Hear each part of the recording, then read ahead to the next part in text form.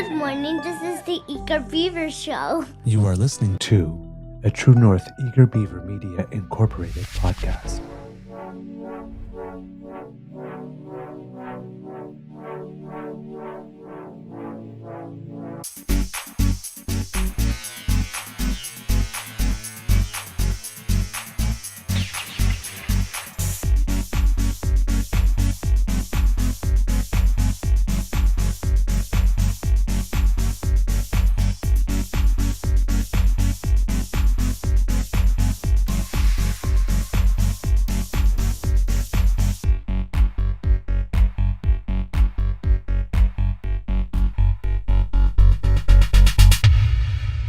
The True North Eager Beaver podcasts are proudly brought to you by our founding sponsors, the Miss V Mysteries from Corvid Moon Publishing, your source for science fiction, fantasy, and cozy mysteries featuring a broad diversity of characters.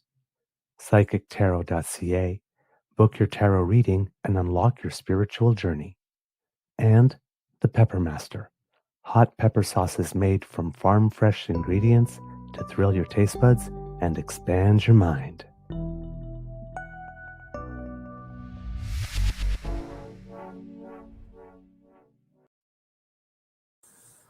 Well, good morning and hello, kids and cubs, and welcome to Season 5 and episode number, I believe it is 822, but I could be wrong, could be 823, of the Daily Beaver Morning Show.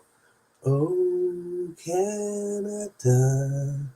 Always 100% Canadian.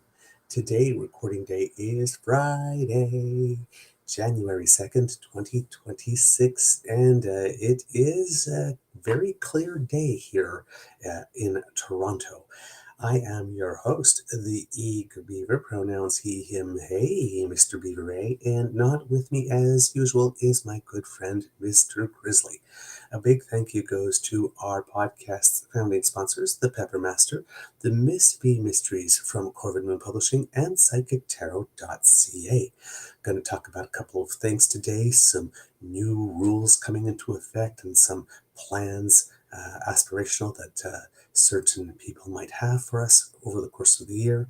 Take a little look into what has been going on in the Pimicicamak First Nation with regard to their power, because they have had some issues. As you know, we've been having lots of weather over the last little bit, and over there was a particular impact. So we'll take a look at that today, and we will also take a look at some recent offerings online and in the news media coming from conservative sources, not just the Conservative Party of Canada, but conservative sources, right? We have the influencers, we have the media plants, we have the sycophants, we have the MPs, and all that kind of stuff. So, but that whole Canadian, that whole network that seems to be stuck and spinning their wheels and just giving us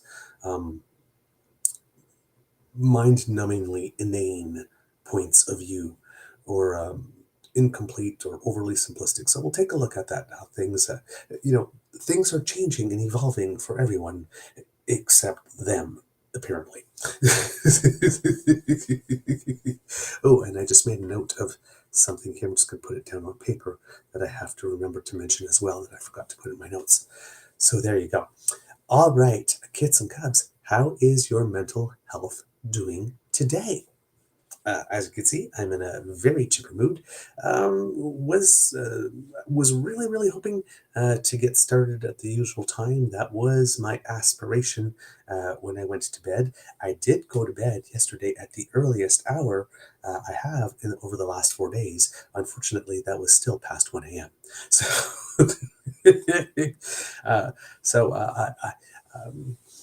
When came time to wake up originally, when I had wanted to, my eyes were burning and there was not much energy in the tank. So I rolled over and gave myself a little bit of extra time. But tomorrow, hopefully, if all goes right, we'll be back home at the Beaver Lodge with our regular production values and regular production equipment in order to do a show for you. And I placed a poll on our YouTube page asking about potential change of start time. And it seems, from what I'd gathered, that I'd have to go check again just to be sure, but along the way it seemed that a change of start time to 7:30 a.m. Eastern time seemed to work well for the most people. So I think I'm going to try that henceforth instead of 7, because I noticed that in the last little bit I've needed a little bit of extra time to get started in the morning. Sleep has been a bit of a challenge lately, and the extra half hour is proving extremely vital in it not affecting me later on in the day by being forgetful or just not as sharp or not as focused. So I'm going to try tomorrow, starting a new start time at 7:30 rather than 7, and hopefully that way I will be able to be more regular and consistent, because I'm deeply aware that this is a daily rendezvous, and with holidays and stuff like that, okay, when you're traveling and things get a little strange, but I would like to be able to have a more consistent start time, and I think that the extra half hour will make all of the difference at this end. So we'll experiment with that, see how that works for the month of January. Of course, very early programming note for the month of February, that's probably going to change because, as you know, my Beaver sweetie and I will be on vacation, and where we will essentially be the equivalent of West Coast time. So a 7:30 a.m. start would be me waking up at 4. Be prepared. Be waking up to in time to do a show starting at 4:30 a.m. where I will be, and that is not going to happen. So I can tell you that now. So I don't know if the 3 weeks I will be on vacation, if I'm doing shows every day. They might be shorter shows. They potentially might be pre-records. I would like to do some stuff live, but even if I try to start at 7:30 local time where I will be, it will still be 10:30 for those in the Eastern time zone, right, and 11:30 for those in Atlantic, and who maybe are more inclined or more able to join us on our regular show because of time zones. Because at the time we start normally 7:30, we don't have very many people from BC watching us live, so. We'll experiment with that. I will be able to give you more details when I'm there and on the ground and what it's like. But just wanted to give you a little, forewarning that things will be. I'll try to give as much consistency as I can for January. Things might be a little chaotic for the first 3 weeks of February, and then hopefully, again, more smooth sailing from that point. I see Kita Taviji going vacation, relax. I do, trust me, I just being there is going to be incredibly relaxing. I mean, listen, if I'm going to be preparing a show and doing it, I am going to have the most wonderful office, right, from which to do it. So it is going to be such tough work, such tough work, sitting on a beach, having a lovely drink and some, avocado and chips, or salsa and chips, or ceviche and chips, while I'm, reading 1 or 2 news articles here and there in between sun and my buns. It's going to be such a tough life. So, so yes, I am indeed dedicated to the show, dedicated to my audience. But I would like to be able to give you a little something. I mean, at the same time, the Olympics will be on, right? So, I mean, there is going to be lots of Canadians who make us proud to celebrate. So, I would like to be able to share in the joy with you as it is happening somehow. Not sure how much Winter Olympics I'm going to be able to watch from Mexico, unless I don't know if it's possible. Um,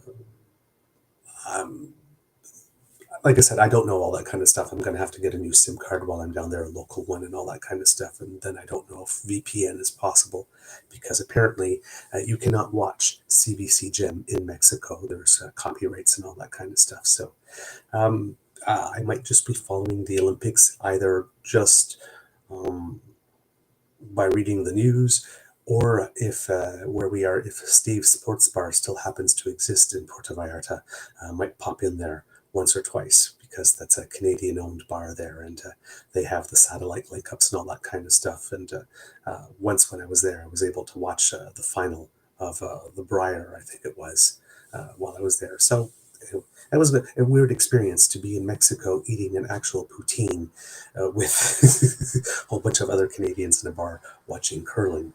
Uh, but somehow it worked. It fit. It was right. So hopefully I'll be able to do all of that, and keep in touch, and keep abreast of what's going on. But it doesn't matter. You know me. I will persist, and I will find a way somehow to get something to you. And if it is indeed the case that by the time we get to February, I decide I just want to take some time off, of course, I will share that with you, and I will let you know. But for some reason, I have a feeling 3 full weeks away from the damn fam might just be a little too much for me. I need you. I love you guys. So, it's like I said, you bring sunshine to my day. And, you know, I, while I would like to take a vacation from work, I'm not exactly sure I want to take a vacation from the damn fam, if you understand where I'm coming from on that one. So, like I said, we'll figure it out as we go along. And, but it will be, we'll have something for you, and it'll be fun to do. So don't worry about that. It's probably not going to feel like work as well if I'm doing this from there. So I'm just happy that we're all together, and we are starting off a brand new year. Listen, we don't know what adventures 2026 will have in store for us, either in terms of the world of news, or just how this show is going to evolve over the course of the year. Um, you know, we didn't talk a lot about it during the year, but there's been a lot of upheaval and a lot of changes with regard to the show at our end, and so hopefully we can. One of our New Year's resolutions is to try to find a way to gain a little more stability, because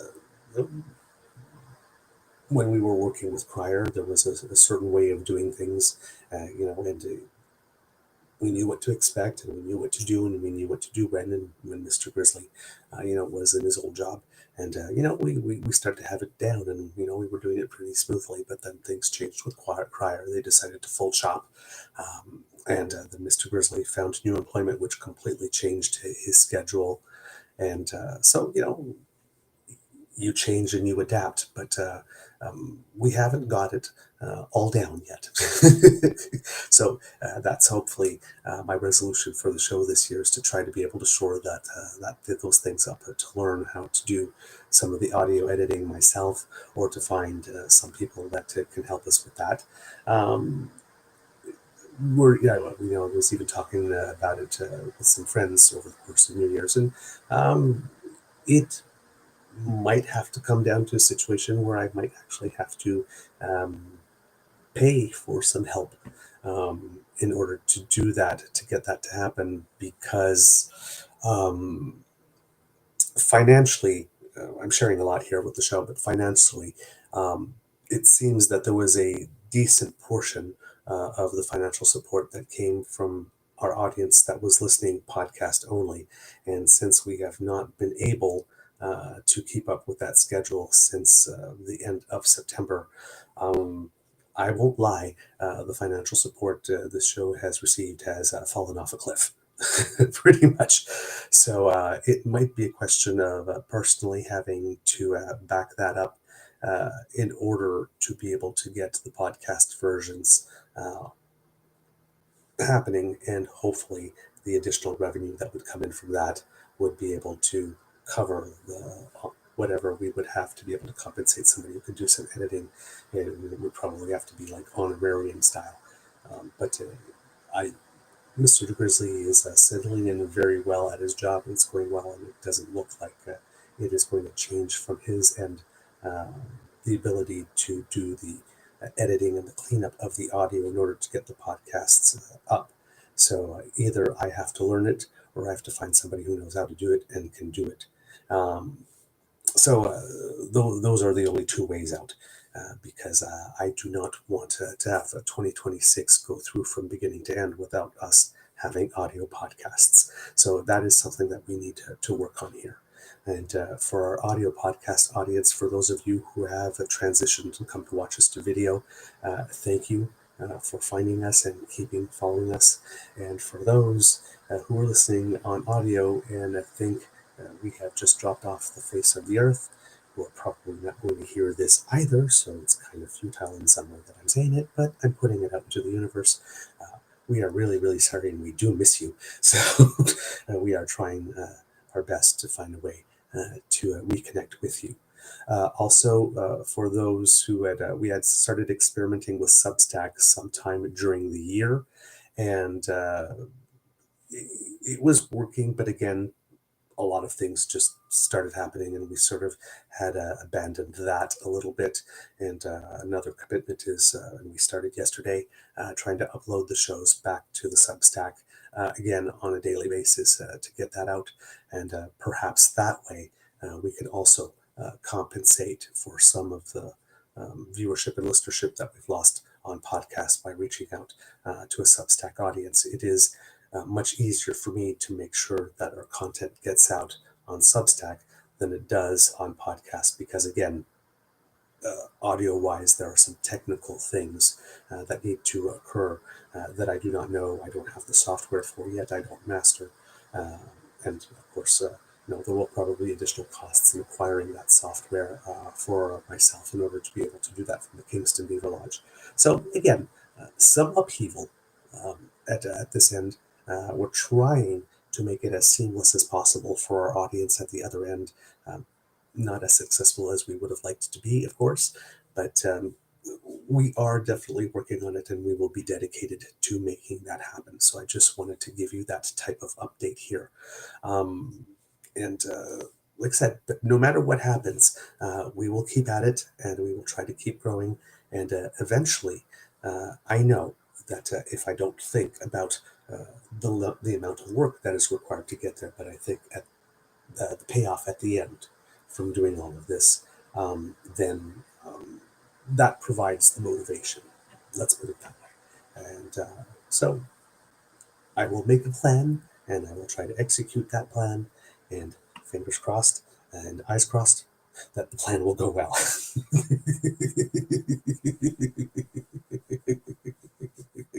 Yes, exactly. Kitsasi Substack is good for in between articles and all that kind of stuff. Oh, look at this new year. And there are some on the chat, some gifts of loyalty memberships being handed out. So yay, great membership gifts. I like that. See, it's after Christmas and there are still presents. Woohoo! Yeah, Kitsasi 2025 was a crapshoot year for us all. Wasn't it though? Indeed. Yep. You know what? Thank you for that. That puts a little perspective on it, and it helps. And I did bring my beaver moistener. I thought I had forgotten in the kitchen, but please allow me to take a little dive. And we're back. Indeed, thank you, Kit Uncover, for the loyalty member gifts that have been handed out. Really, really, really appreciate that, and giving people an opportunity to enjoy more of the show. Kit Linda M going 2025 lasted about 5 years. It felt like that, didn't it? Didn't it? Oh, man. Okay. And in some ways, I felt it went by quickly, but maybe it's just because there was just so much damn drama that there was a lot of news in 2025. I'm looking at trying to prepare sort of like the year in review stuff. Normally we do it between Christmas and New Year's, but I had a concept that I wanted to execute that requires other people to help with, and wasn't able to swing it before the holidays, with all the upheaval. But I do intend to create a couple of year in review episodes, um, maybe as morning shows, maybe as a bonus content that will go in with some guests that I would like to have on to get their perspectives as well. So it's an idea that came to me, but like I said, had it come to me at the end of November, oh, maybe I can do my year-end review this way, because normally I do it with Mr. Grizzly, but he doesn't join us every morning. And I did want to get input from other people in terms of how they saw the year go by. And then I had an idea pop into my head, which I don't want to reveal right now because, well, you know me, I like to show a little thigh, a little leg, and tease a little bit.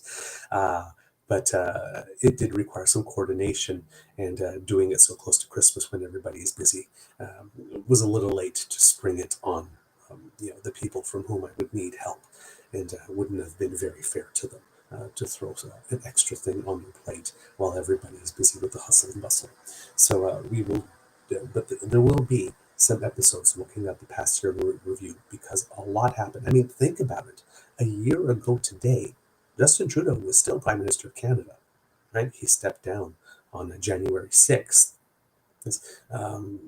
And then, just out of the blue, well, not out of the blue because there was some chatter, but then Mark Carney came along, and then, well, he's not a politician, he'll never be able to do it. And well, he did it, and then with everything that's being thrown our way from the south of us, less talk about them, the better. And then, all the basic grande séduction, the grand seduction that Mark Carney has been engaging on the global scale in terms of trying to reorient us and diversify. There's a lot.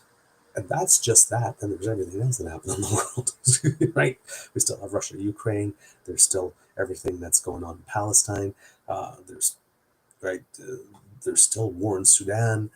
Um, there, there's a lot going on, right? We've had a couple of democracy around the world episodes where we've been looking at what's going on. The instability in France, for example, switched to a more conservative government in Japan. That seems to be changing itself from a pacifist nation to a nation that would have more, a little more military clout, given what's going on in the area. I mean, Germany rearming and nobody panicking about that. That probably wouldn't have been the case a couple of decades ago, right? There's a lot. There are some seismic changes going on all around the world. So 2025 was indeed pretty much a very demanding and exhausting year news-wise. Hopefully, it won't be as much 2026, but I would like that to be the case. But it just, I don't know if you get that feeling, but it just seems that the pace of the news and world events just keeps on accelerating rather than slowing down or taking taking a chill pill for a bit. So yeah, uh, I would like 2026, if possible, if I could put a wish out to the universe, to be able to take place at a slightly slower and less breathless pace. I could be down for that. I really could. And I think I'm not the only one in this case. All right, so let's take a look at a couple of things. One of the things I wanted to mention, kids and cups. Hold on while I just put the cup down so I don't spill it. There you go. As I mentioned to you, I started watching, my Beaver sweetie and I started watching the show Heated Rivalry. And yesterday we watched the second episode. Second episode, as good as the first one is, way better. And one of my critiques of the first one was that while everybody's talking about the steamy sex scenes, I didn't find them particularly believable in the first episode. More believable in the second. But the thing that I found actually most astounding about it is the storylines with regard to being on the down low and keeping it a secret. Mr. Grizzly shared his thoughts of what being on the down low means. My views are my take on it is slightly different. Right, some people do enjoy the secrecy, but in this case, because I think the show starts in around like 2010 and it speeds through the years pretty quickly in the first two episodes. So by the time we get to the second episode, we're in 2014, and that's the Olympic Games in Sochi, and we know how in Russia. Things for the rainbow community over there have taken a very, very, very bad and dark turn. So we're starting to see this dynamic from the character in the series who is Russian. That things there are things he seems to not want to say out loud or acknowledge out loud, and we see some of the pressure. That there's too many windows, and we can't talk here, we can't do that here. People ghosting each other. And I'm trying to think of it like if in real life there had been that type of situation where there is a relationship between two members in the NHL, and one of them is Russian, one of them is not, and let's say they were both competing at the Olympics in Sochi. I do not see how it would have been safe for any of them to even send a text message to each other or even being seen in the same room, right? Especially with everything that we know about compromat and how it is collected in Russia. So the whole concept of just stay the F away from me, so you do not have any contact with me whatsoever, but not saying it out loud, just disappearing out of self-preservation. That those types of things, and the fear of getting caught, and the fear of being discovered, and what that could mean for you, and how it could blow all that stuff up. That part is very, very, very well depicted in the show. And some good news for those who are fans of the show, because there was only 6 episodes in the first season. It seems it has been renewed for season 2 already. The ratings, apparently, according to the networks that are, well, I say networks, like I'm still talking like we're talking about TV because this is streaming, but the numbers very, very good, so that they've already renewed it for a second season, and it seems, word on the tweet is that there would even be a third season, because it appears that both leads initially had signed a contract for at least 3 seasons. So this is from David Friend of the Canadian Press. It says, Canada's popular new gay hockey romance has scored a second season renewal. Bell Media says its breakout hit heated rivalry about 2 male hockey players in a secret love affair will return to Crave and its U.S. streaming service partner HBO Max for more episodes. The series from writer-director Jacob Tierney has exploded in popularity over the past few weeks thanks to clips of its spicier moments shared widely on TikTok and other social media platforms. And I have to say also that there's lots of TikToks and these clips and shorts of the 2 lead actors just together doing interviews on various shows. And these two, they are great together in real life. There's absolutely no wonder why it is that the chemistry works on the screen between them two, because in real life, they just seem like 2 buds who just really, really, really appreciate each other, and they're not afraid of being all touchy-feely and whatnot. I mean, I guess when you've done a TV series where you have your face in someone's crotch a lot, sitting next to someone with your arm around them is really nothing at that point. You've already shared a lot. But there's this great natural chemistry between them too, and it's like in real life, it's almost like the characters that they play on the show are the opposite of their actual personalities in real life, which is kind of interesting.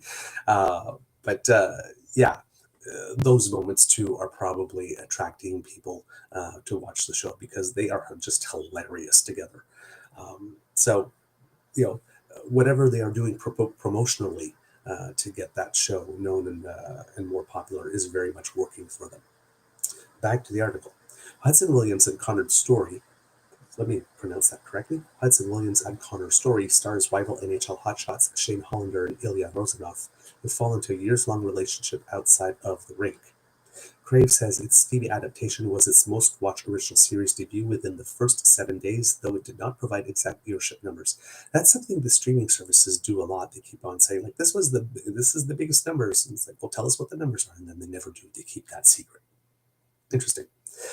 Producers did not say where they intend to take the series in its second season. The season finale will be released December 26th, so all 6 episodes of the first season are already out. Heated Rivalry is based on Game Changers book series by Nova Scotia author Rachel Reed. So the whole thing appears to be Canadian production, even Canadian origin, because I didn't know that these were based on a book series that had already existed when I started watching. And then it seems that the show is getting more popularity internationally, which probably helps with the renewal, because here it says outside North America, several new distribution deals have been secured for the Crave original, including Sky in New Zealand and Movistar Plus in Spain. And HBO Max will have the show's rights in numerous parts, get this, of Asia, including Singapore, Hong Kong, Taiwan, Thailand, and the Philippines, with deals and platforms in other areas will be announced soon, including the United Kingdom. Again, the concept of a show not only about hockey, right, but again, a closeted romance in hockey between two men being broadcast in Singapore, Hong Kong, Taiwan, Thailand, Philippines. Thailand doesn't surprise me as much, actually, because when it comes to matters of sexuality and that kind of stuff, fairly progressive. And I know that from my days working in the HIV/AIDS realm in terms of advocacy. Thailand was probably the first nation in Asia that was really bought into the harm reduction and safer sex education and all that kind of stuff, and was a world leader in that aspect. So in there, it doesn't surprise me. But other, Singapore's has some pretty strict rules. So it's nice. I mean, if that's going to be carried on on streaming services over there, or on maybe network television, I don't know how it will be broadcast there. It does show, again, slowly but surely, if you're paying attention, peace, love, justice, equity, equality are slowly breaking out all across the world. This makes me happy that this type of content and fare would be available, and that people think that there's a market for it in those nations, and that people feel that there would be an audience. So, and I'm sure that they've done a lot of market research to figure that out. They're not just like throwing, a dart on a board and saying, "Hey, let's see if this will work in Singapore." It looks like they are really going for it. So, hey, the more representation around the world, the better, because as you know, there are many countries in the world where rainbow people just living their authentic lives is punishable by death, right? So, and since, as we often say on the show, since none of us are free until all of us are free, it's nice to see that happening. So, this is again, in Canada, we can create some very interesting and compelling stories that will indeed be received by the rest of the world, and even by the rest of the rest of the nation. So I am very excited to see where this goes, and to see how the series develops. I am now hooked. After watching the second episode, I'm hooked and I'm invested. I want to see what happens. After the first one, I wasn't quite sure, but yep, now I'm in. I'm all in. All right. Other thing that we have for you, as we start the new year, there are often changes in rules and things that are going on. Often when we write laws, certain things, they're written, but they will come into effect on January 1st of the following year. And we do have a couple of things like that going on in various parts of Canada. Some of them are national, some of them are more local or provincial, but we'll go through a few of them. The first one has to do with some tax measures, This is from Peter Zamonjic from CBC News, and they say here, the coming year will see some changes to existing tax measures, the abandonment of others, and some help for personal support workers, but overall changes to the taxes individuals pay will be minor in 2026. Daniel Rogozinski, an accountant and professor at the University of Waterloo, says the changes impacting individuals in 2026 could be best described as a snooze fest this year. Okay. Quote, we were waiting for months for something that was going to be, wow, that's a big change. That really changes, the game for Canadians versus Americans and the rest of the world in terms of competitiveness, Rogozinski said. It just wasn't there. He says the change Canadians are most likely to notice is the 1 percentage point reduction to the lowest marginal tax rate, taking it from 15% to 14%. That measure was promised during the election campaign and first came into effect July 1st, 2025, when taxes on the first $57,375 earned were only taxed at 14.5%. Tax measures introduced in the middle of the year start at half the rate and then bump up to the full cut the following year. Each year, tax brackets increase to account for inflation, which means that beginning January 1st, the rate drops to 14% on the first $58,523 someone earns in 2026.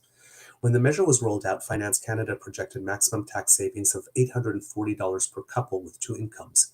In June, Yves Giroux, the previous parliamentary budget officer, said a two-income couple with a child would only get about $750 in average savings in 2026. The budget also implements a new refundable tax credit for personal support workers worth 5% of eligible earnings to a maximum of $1,100, which means anyone earning at least $22,000 annually qualifies for the full amount. The credit is temporary and for now at least will only be available for the 2026 to 2030 tax years.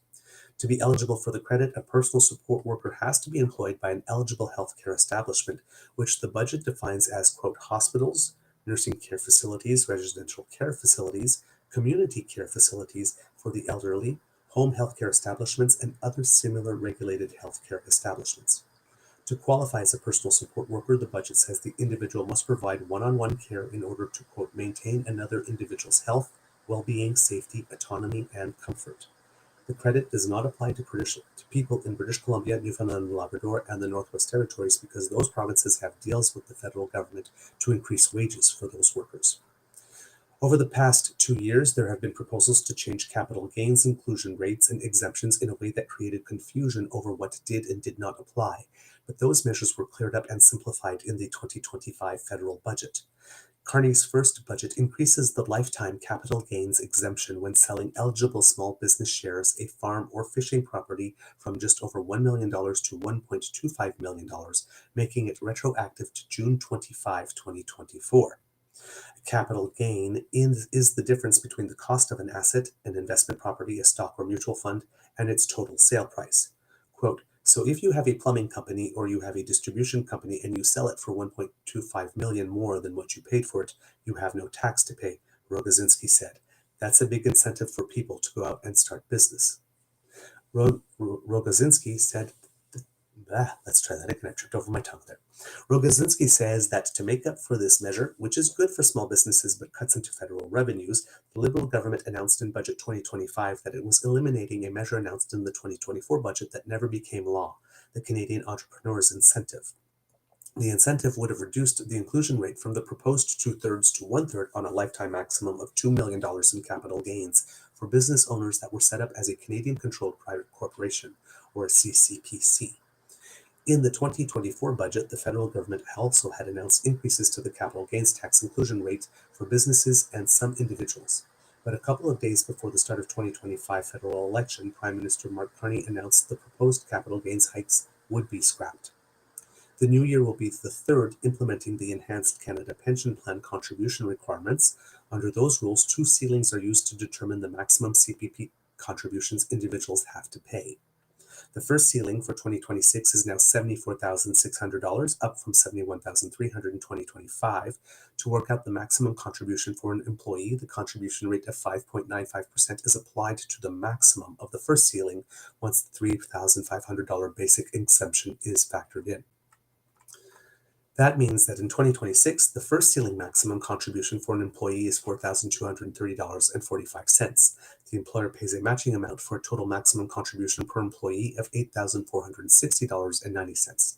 The second ceiling in 2026 is $85,000, up from $81,200 in 2025. To work out the maximum CPP contribution under the second ceiling, employees have to take the difference between $74,600 and $85,000, which is $10,400, and multiply that amount by the lower contribution rate of 4% to get $416. Employers make a matching contribution of the same amount.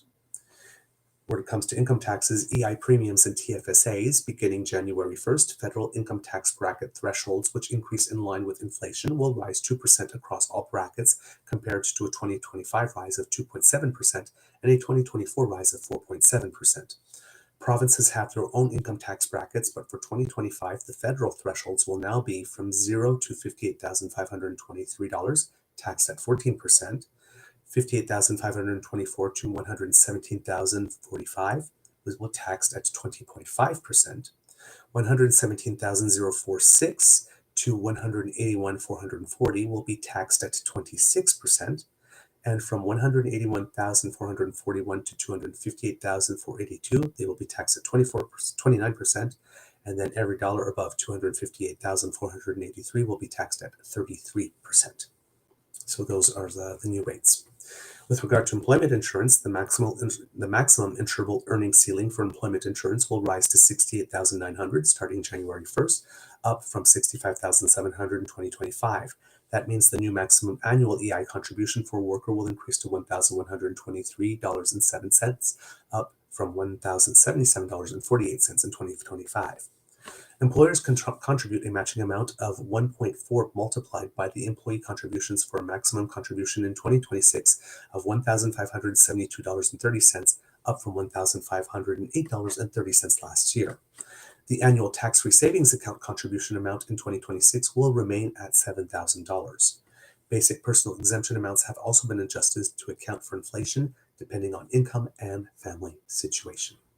So there you have that information, kids and cubs, as to what is new with regard to taxes. Also new, and this coming from the Canadian press, is the measures that were put in place with regard to a grocery code of conduct. There have been a lot of talk about it, but it seems here that things came into effect yesterday.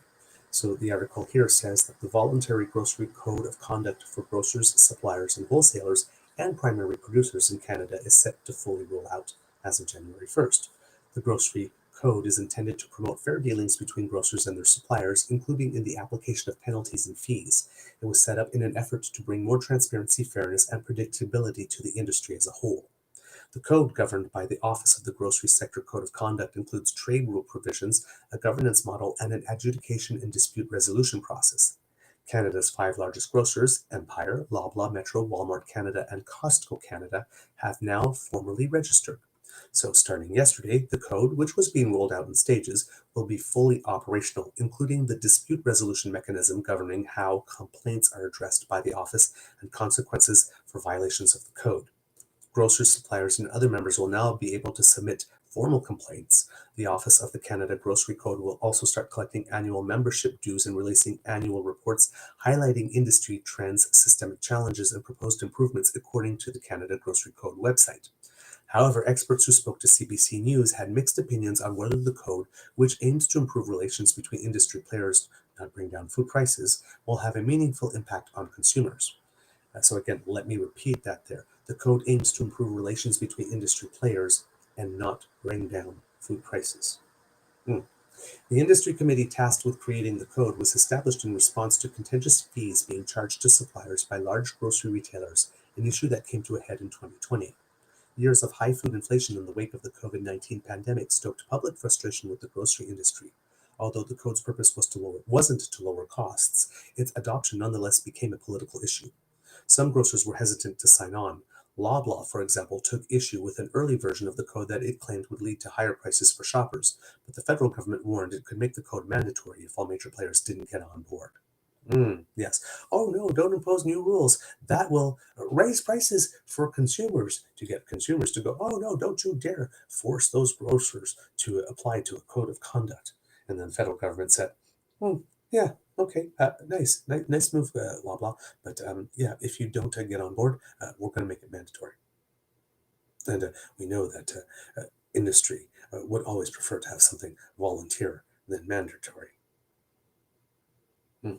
So, interesting move by the federal government there to counter-check that opinion to try, that attempt to try and solicit or influence public opinion, so that in order to find a way to get out from under some of these rules. I guess it didn't work. The code lays out specific rules and guidelines for grocers and suppliers. For example, it includes detailed rules about fees and under what circumstances retailers can charge them. Another section sets out a process for resolving disputes if parties can't come to an agreement themselves.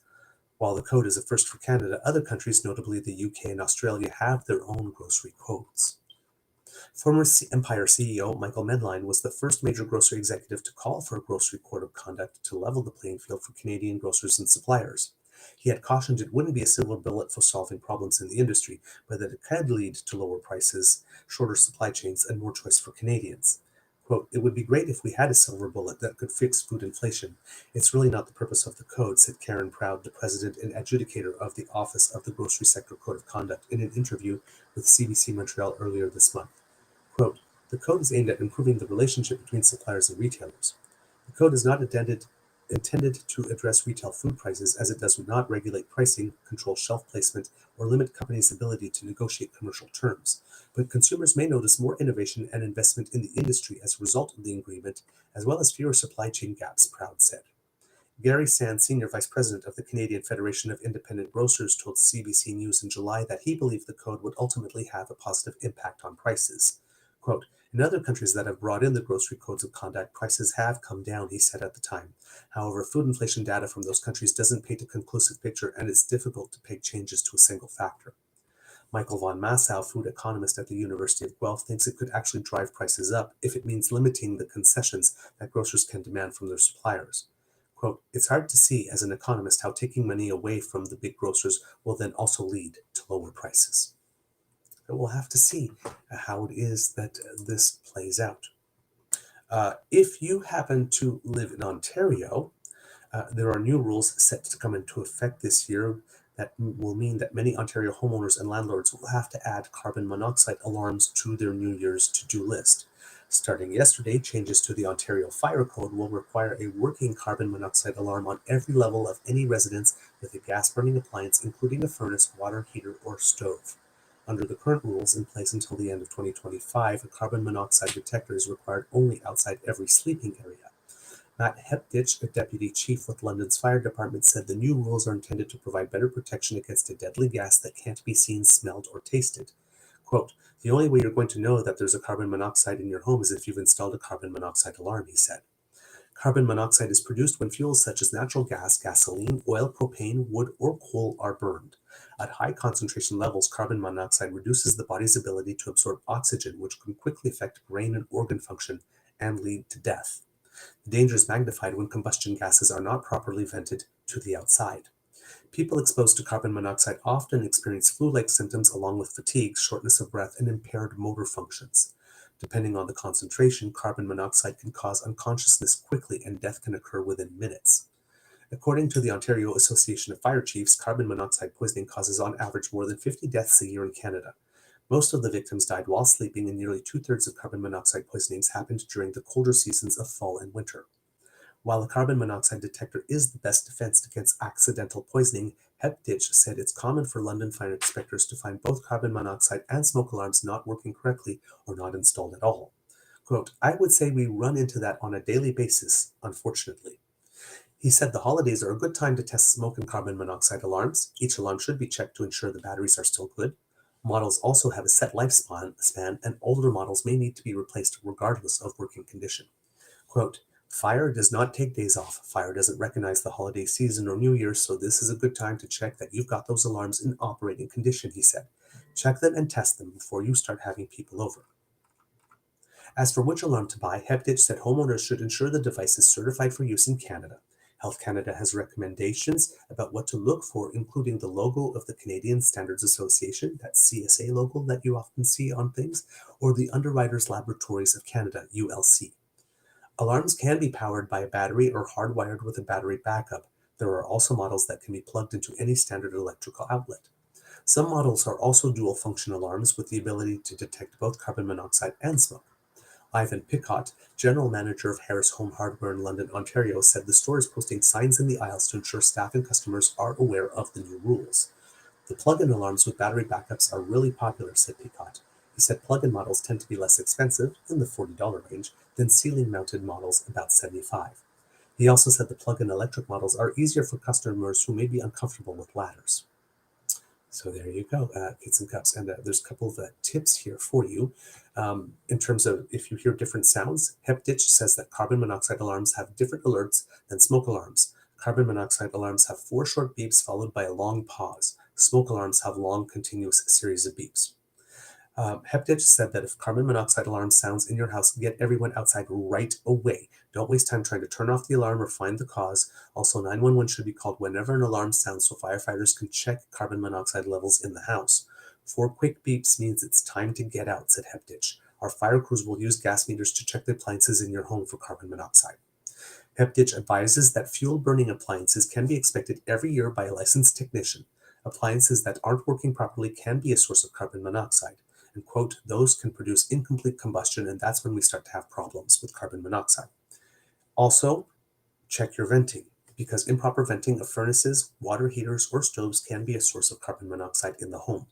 Quote, always make sure that the vents outside your house are clear of ice and snow, said HepDitch. Even below the vent, it can pile up, especially if you're living in areas like the snow belt, for example, because, like I said, as we were coming home, we actually passed by the Barrie Curling Club. Now, the building itself, it's tall because it has like a very, very high-angled roof. But the actual building where the roof comes, where the roof reaches, like the top there, snow was halfway up the building on one side. And curling arenas tend to have high ceilings to begin with, so they're more like barns or something. But yeah, so yeah, it's yeah, there's a lot of snow. So yeah, in certain areas of the country, you can get so much that it can pile up below the vent, or if you have some pipes where exhaust of some kind can come out, you know, they can be completely covered. So do make sure that those are free and clear. Very important. So that's what's happening there. Also, some a little seasonal music started all up on its own. I also believe, if I am not mistaken, that in Ontario there are new rules with regard to recycling. Uh, I'm looking for it here. I have that there are more products that will be able to be picked up now. Um, let's see, this is the new, they're calling it the new Blue Bin system here. So I'm just going to take a look here. Sorry, I'm just not on my computer, so I have to open things differently here than I do at home, and I sometimes forget that and make a little mistake. So now that I have done that, it seems I have to pull this article up another way because there are pop-ups covering the main part of it. So let's try this. Whoops. Yes. Come on. You can do it. There you go. To be a little finicky today, I have to talk sweet to it to get it to be nice to me today. But this is from the Toronto Star's David Ryder. On the eve of its rollout, a key figure in Ontario's looming recycling transition says the system has been set up in a needlessly bureaucratic way. Alan Langdon, chief executive of Circular Materials, the packaging industry's nonprofit taking over recycling from... Sorry, let's try that again because that came out weird. Alan Langdon, chief executive of Circular Materials, the packaging industry's nonprofit taking over recycling from municipalities on January 1st, told the Star that in the years ahead, the province should move to a model that looks more like British Columbia's highly regarded program. Others, meanwhile, are pointing the finger back at circular materials itself, saying the industry-friendly organization has slowed progress and will be the face of a rollout they expect to be a, quote, disaster. Yee. Langdon knows the BC model. Years before he was hired by Circular Materials, he helped set up North America's first extended producer responsibility regime in that western province, one that is still considered more than a decade later a gold standard for the recycling industry. It's too late to streamline Ontario's system before municipalities hand off blue box responsibilities to Circular Materials, funders of which include Loblaw, Costco, Coca-Cola, and Keurig, Dr. Pepper Canada, on New Year's Day. Quote, that ship has sailed, Langdon told the Star in an interview, but he's hopeful that down the road this province will adopt policies and practices that have been road-tested in British Columbia. Quote, Ontario's system has created complexities and added administrative burden rather than the flexible approach BC took of continuous improvement over a number of years and several plans, said Langdon, who also oversees Circular Materials operations in Alberta, Nova Scotia, New Brunswick, and Yukon. From 2013 to 2018, he was managing director for Recycle BC. Quote, simplifying Ontario's system would make it cheaper, more flexible, and more responsive. Langdon says he doesn't know why the Ford government crafted a Made in Ontario plan rather than follow BC's example, adding, quote, they could have asked me or others. I have no idea why they didn't. If I had to guess, I am going to guess that Doug Ford inserted a few additional middlemen into the process so that some of our tax dollars could go there, as is his custom. But that's just my suspicion. I have nothing to base that on other than past behavior. Ontario's regulations, quote, are hardwired into legislation and difficult to change, he said, compared to BC's more flexible launch that allowed some municipalities to stick with their own programs until they felt comfortable switching to the industry-run system. Ontario created the Resource Productivity Recovery Authority, or the RPRA, to regulate and enforce the province's circular economy laws, reporting to the Environment Minister. BC recyclers deal directly with the Environment Ministry officials, developing 5-year roadmaps for system improvement agreed upon by the province, industry, and municipalities. Recyclers risk ministry fines if they break the rules. BC also has one producer responsibility organization, or PRO, a collective of industry partners per type of material collected. Ontario has multiple PROs per collected material, sometimes making different decisions as seen in Ontario's troubled tire recycling program. He said Ontarians should, on January 1st, see mostly a seamless transition with an expanded list of recyclables, including black plastics, hot drink containers, toothpaste tubes, and ice cream tubs. It's industry that must grapple with extra cost and red tape. So, when you're drinking from your, if you go to Starbucks or Second Cup, or and you get your Tim Hortons, you get your coffee cup. The coffee cup inside is lined in some way, which made the cups not recyclable in many jurisdictions. Same thing with your ice cream tub. If you feel on the inside, it's not papery. There's a smoothness to it there. It seems that now these containers will now be recyclable, at least in Ontario. And again, toothpaste tubes, I guess, another one, and black plastic. So sometimes if back in the day when you were getting takeout orders, sometimes they would come in black plastic, and you couldn't recycle those, and now you can. Some environmentalists, however, are pointing the finger at Circular Materials and its waste-producing members for Ontario's troublesome transition to date and potential problems ahead. The Ford government announced in 2021 that corporations making packaging waste would, over 3 years starting in 2023, fully assume the operations and cost of recycling from the municipal patchwork of systems and services partly funded by industry. Ontario's then Environment Minister, Jeff Urick, predicted the switch would see more material recycled rather than go to landfill. About half the waste currently collected by the city goes to landfill. Toronto officials at the time forecast annual savings of $15 million for the cash-strapped city, thanks to not having to collect and or process blue bin contents, as well as other recyclables, including hazardous waste such as paint and batteries. Early on, however, recycling experts called the province's plan a Made in Ontario mishmash,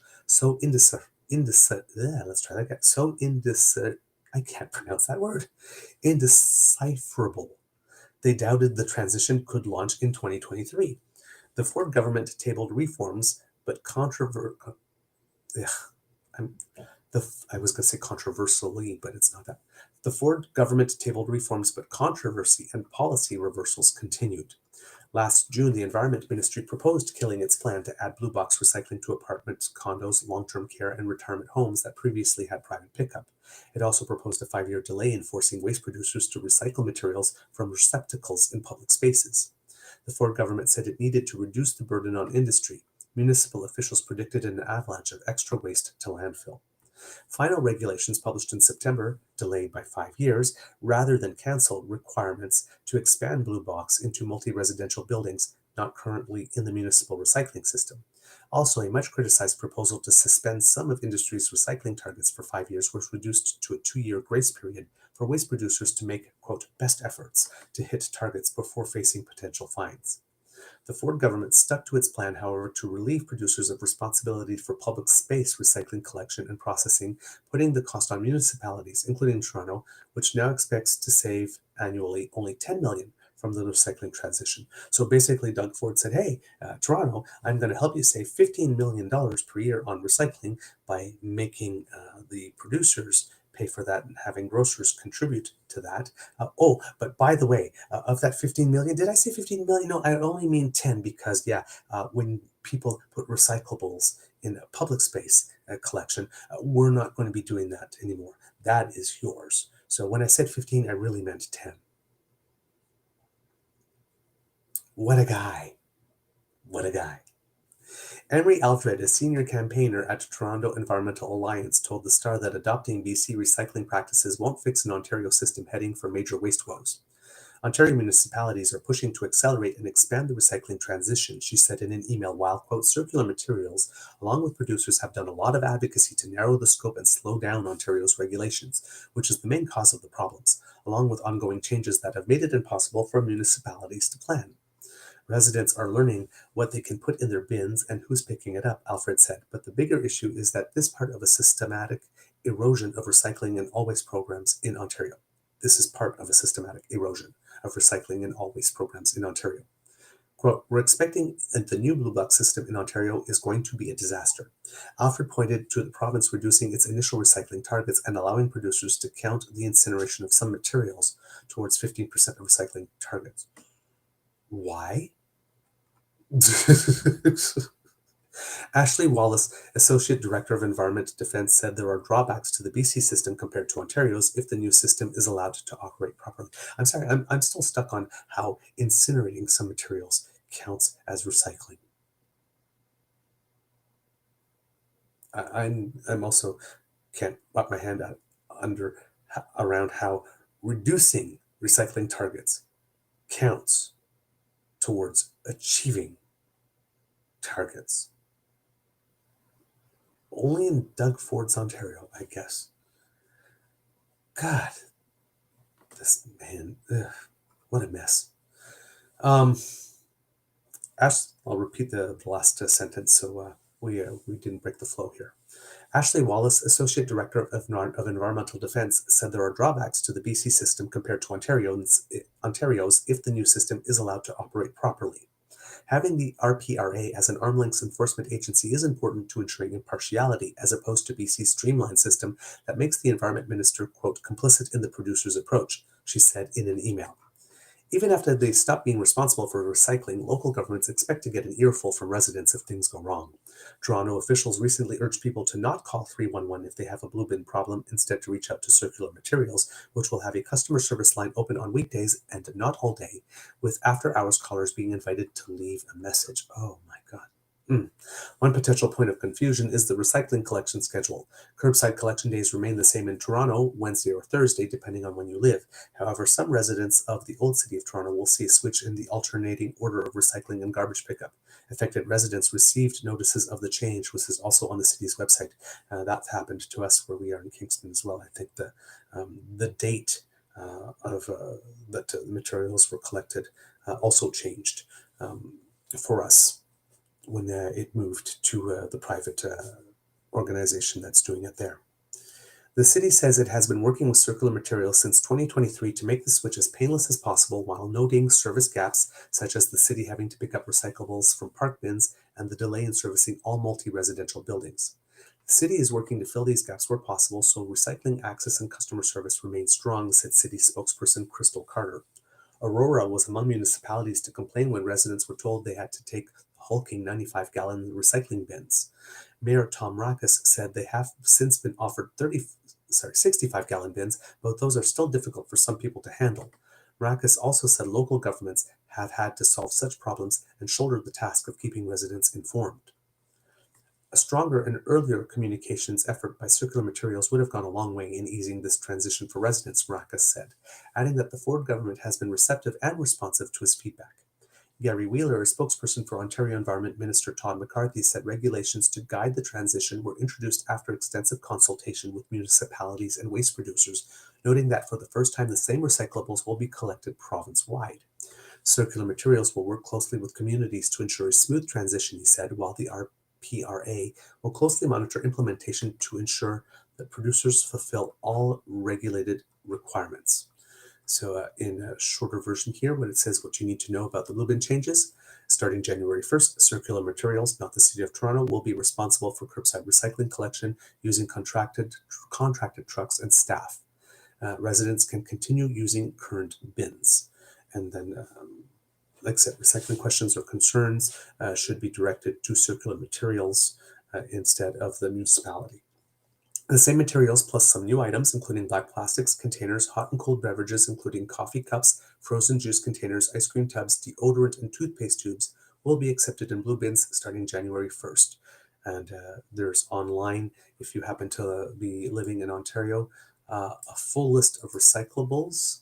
I guess I'm not sure if these ones apply. Well, they say same materials, so I would guess that these apply to all of Ontario. So I'm going to include it here in the chat. Get some cups. So if you happen to be living in Ontario, you can get that list. There you go. Collection trucks will arrive on the same day. However, some neighborhoods in the old city of Toronto, east and west of Yonge Street, will see a change in early January. The alternating weeks of garbage and recycling collection will be switched, and this could apply to anywhere. This is specific details for Toronto because they have the data, but wherever you are in Ontario, this could be a reality where you are. Affected residents should have received a notice, but you can check your city's collection schedule and to see if there have been any changes.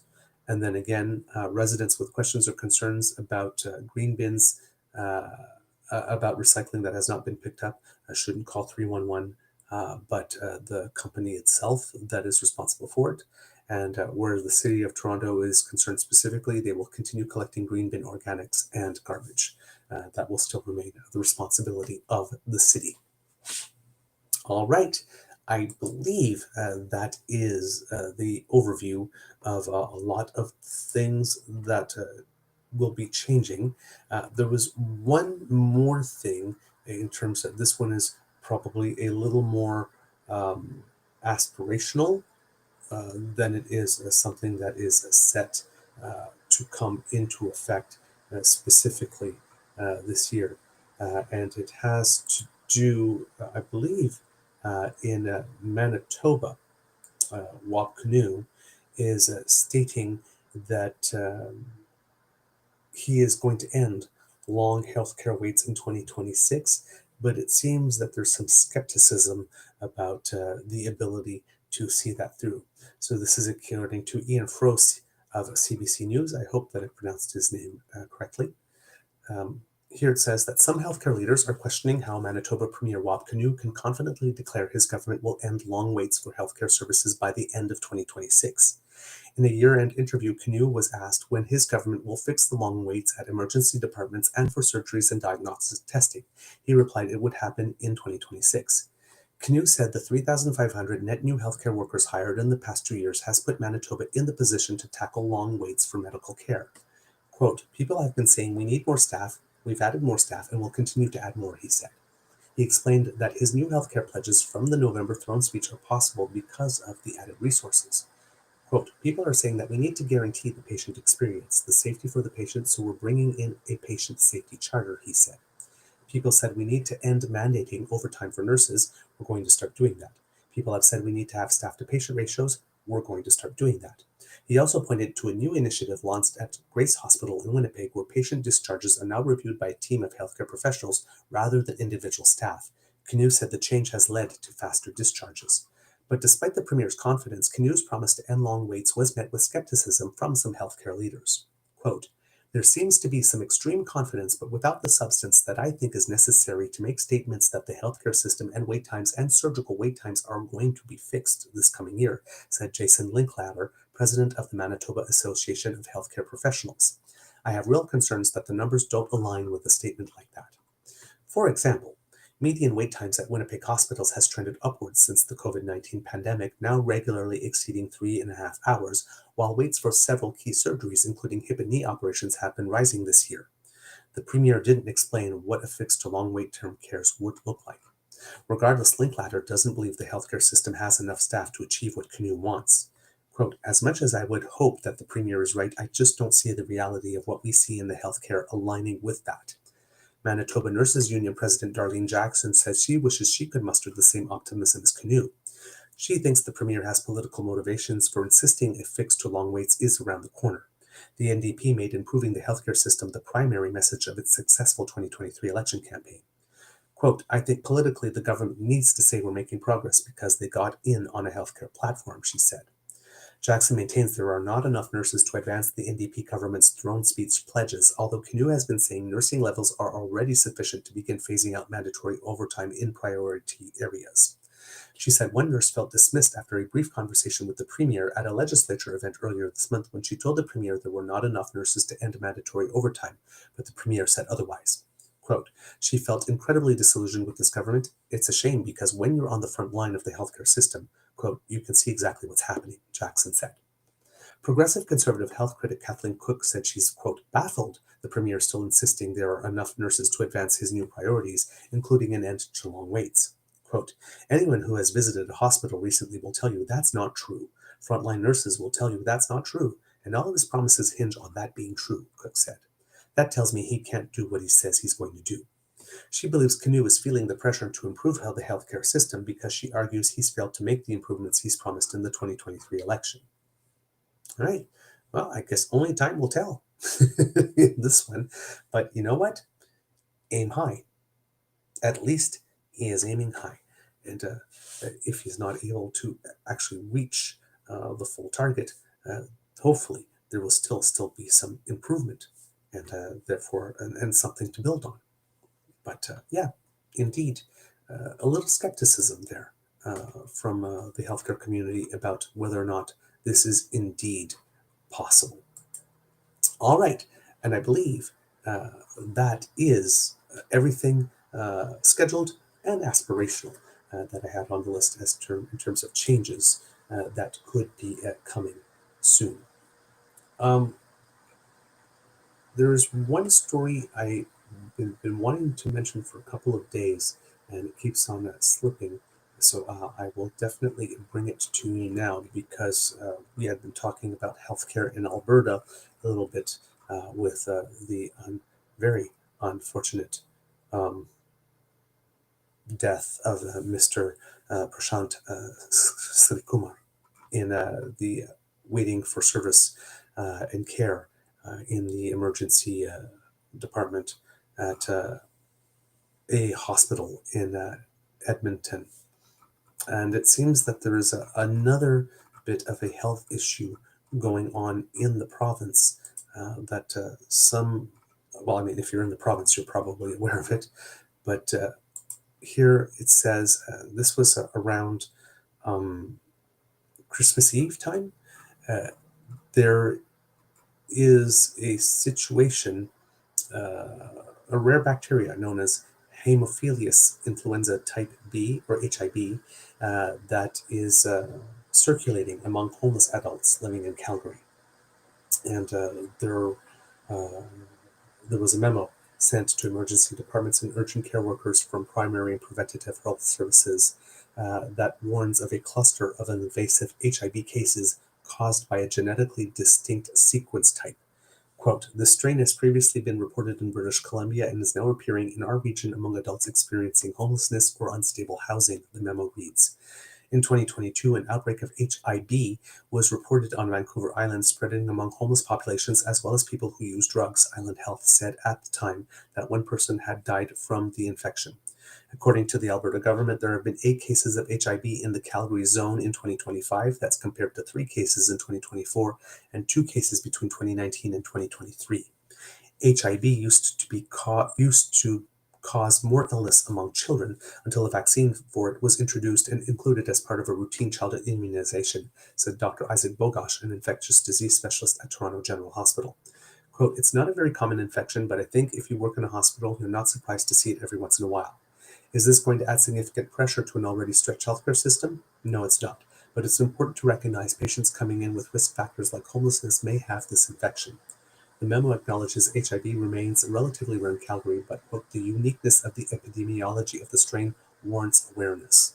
Despite similarities in its name, HIV is not associated with the influenza virus and not obviously associated with the HIV virus.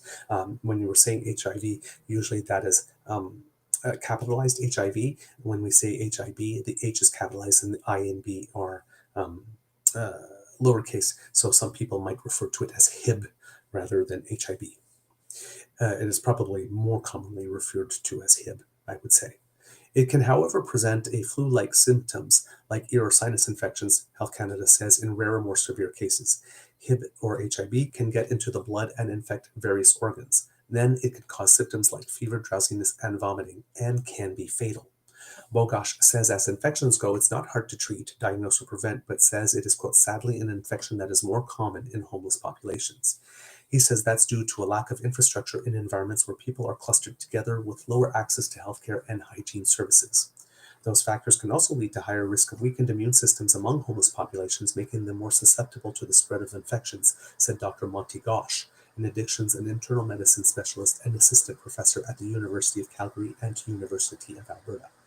Bacteria typically spreads through coughing, sneezing, or sharing things like utensils or cups. The memo from Alberta's Primary and Preventative Health Services Ministry says surveillance for HIV has been stepped up and contact tracing will be conducted. Again, it doesn't seem something that is spreading yet through the broader community, but as you know, things like this often start in communities where there is less social justice presented, and then or present, I should say, and can jump into the broader population if it is not accurately well controlled. And that's unfortunately common for many such illnesses. There are lots of illnesses out there that thrive in areas where the people who unfortunately appear to matter the least to governments of the day are the most sharply affected at first. And sometimes at first a lot of people think, oh, well, we don't need to do anything about that. It's only those people. HIV was like that, by the way, back in the day, right? It's only the gay people. It's only the migrant workers. It's only the sex trade workers. It's only the injection drug users.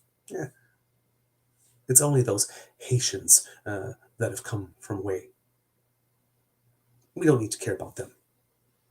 And then, well, it started jumping into the regular population. And all of a sudden, oh my God, what's this terrible thing? Oh, we didn't care when it was happening to other people, but now that it's happening to you, I guess. So that tends to be common with these types of illnesses. Unfortunately, we don't seem to care much about them unless we are personally affected. And governments don't seem to care about them all that much until people they expect to vote for them are personally affected, sadly. Another issue that we wanted to mention to you has to do with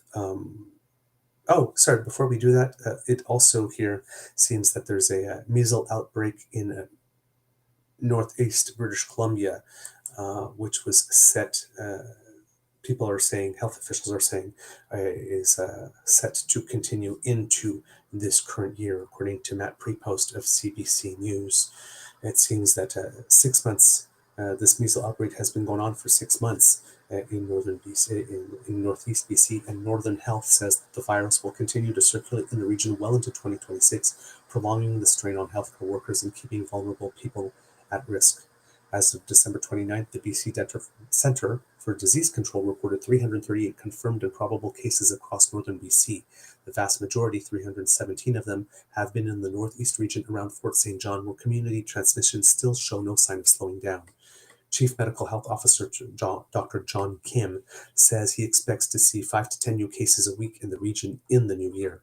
Quote, "It's understandably putting a lot of pressure on the healthcare system, healthcare workers, as well as the community. That level of fatigue and the challenges, in addition to other challenges we are having, is a concern.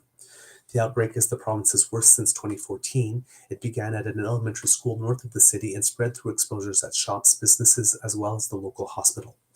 Most exposures continue to be linked to schools, followed by community and acute care settings, according to Northern Health. In other parts of northern BC, however, communities have seen relatively few cases, largely linked to travel, with limited further spread," Kim said. Kim said the contrasts highlight how vulnerable under-immunized communities can be to an outbreak of vaccine or preventable diseases, and how effective immunization can be in stopping their spread. Quote, "It reflects the reality we're living in," he said, "but it's also a reminder that we can make a difference." Still, he added, "We have accumulated some vulnerabilities in our communities through some gaps in the immunizations. Among the most vulnerable are babies," Kim said. And there's a map here that I'm going to show you that indicates the number of confirmed and suspected measles cases in British Columbia by Health Authority. And this is data accurate as of December 29th there. So I'm just going to show this to you. And the darker the region on this map, the more intense is the outbreak. So if you're looking here, like I said, we have some very, very light yellow, which is just 4 cases in the Vancouver Island area here. And then we have a little more, 11 cases in Vancouver Coastal. And then here in the interior, there are 20 cases. And then in the Fraser Valley, 41 cases. And then if we look at the north, 338 of the cases are taking place there, or have transpired there. According to the article, over the 20 measles cases requiring hospitalization across the north, more than a third have involved infants younger than 1 year old, he said.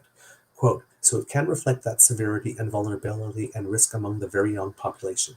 He says their safety depends on people getting immunized in their community. Across northern BC, the number of people getting the measles vaccine surged through the summer and remained well above average into the fall and early winter." That's a good thing. According to Northern Health data, immunization across the north increased 61% year over year in September, 137% in October, and 92% in November. In the Northeast region alone, immunizations increased 202% year over year in October, according to the Health Authority. Kim says that significant uptake gives him some optimism after Canada lost its measles-free status in November, and the country has seen broader declines in routine immunizations following the COVID-19 pandemic. Quote, "I'm hoping that we are regaining the confidence as well as the interest in immunization," he said, "that it's not just going to change for the measles, but it will change for other vaccine-preventable diseases." And the one thing that I find impressive about what is going on in northern BC is that for all the cases that we've had in Ontario and Alberta, when the measles outbreak was taking place there, I have never, ever, ever once seen an article that reported on what was being done to increase awareness and access to vaccines, is that also had information by how much vaccine intake had increased. I would love to know, apparently Alberta was sort of, kind of, maybe, but not really, indicating that, immunizations were there. It would be nice to see, with the awareness of the measles outbreaks, by how much immunization rates did increase in Alberta, but I've seen no such data proactively being offered in the media, and same thing for Ontario. But those provinces are run by ideologically conservative governments, and British Columbia is run by an ideologically more progressive government. And, well, gee, what a surprise. The data from the province that is more ideologically progressive is actually more fulsome. Surprise, surprise. What a shocker. Anyway, moving on.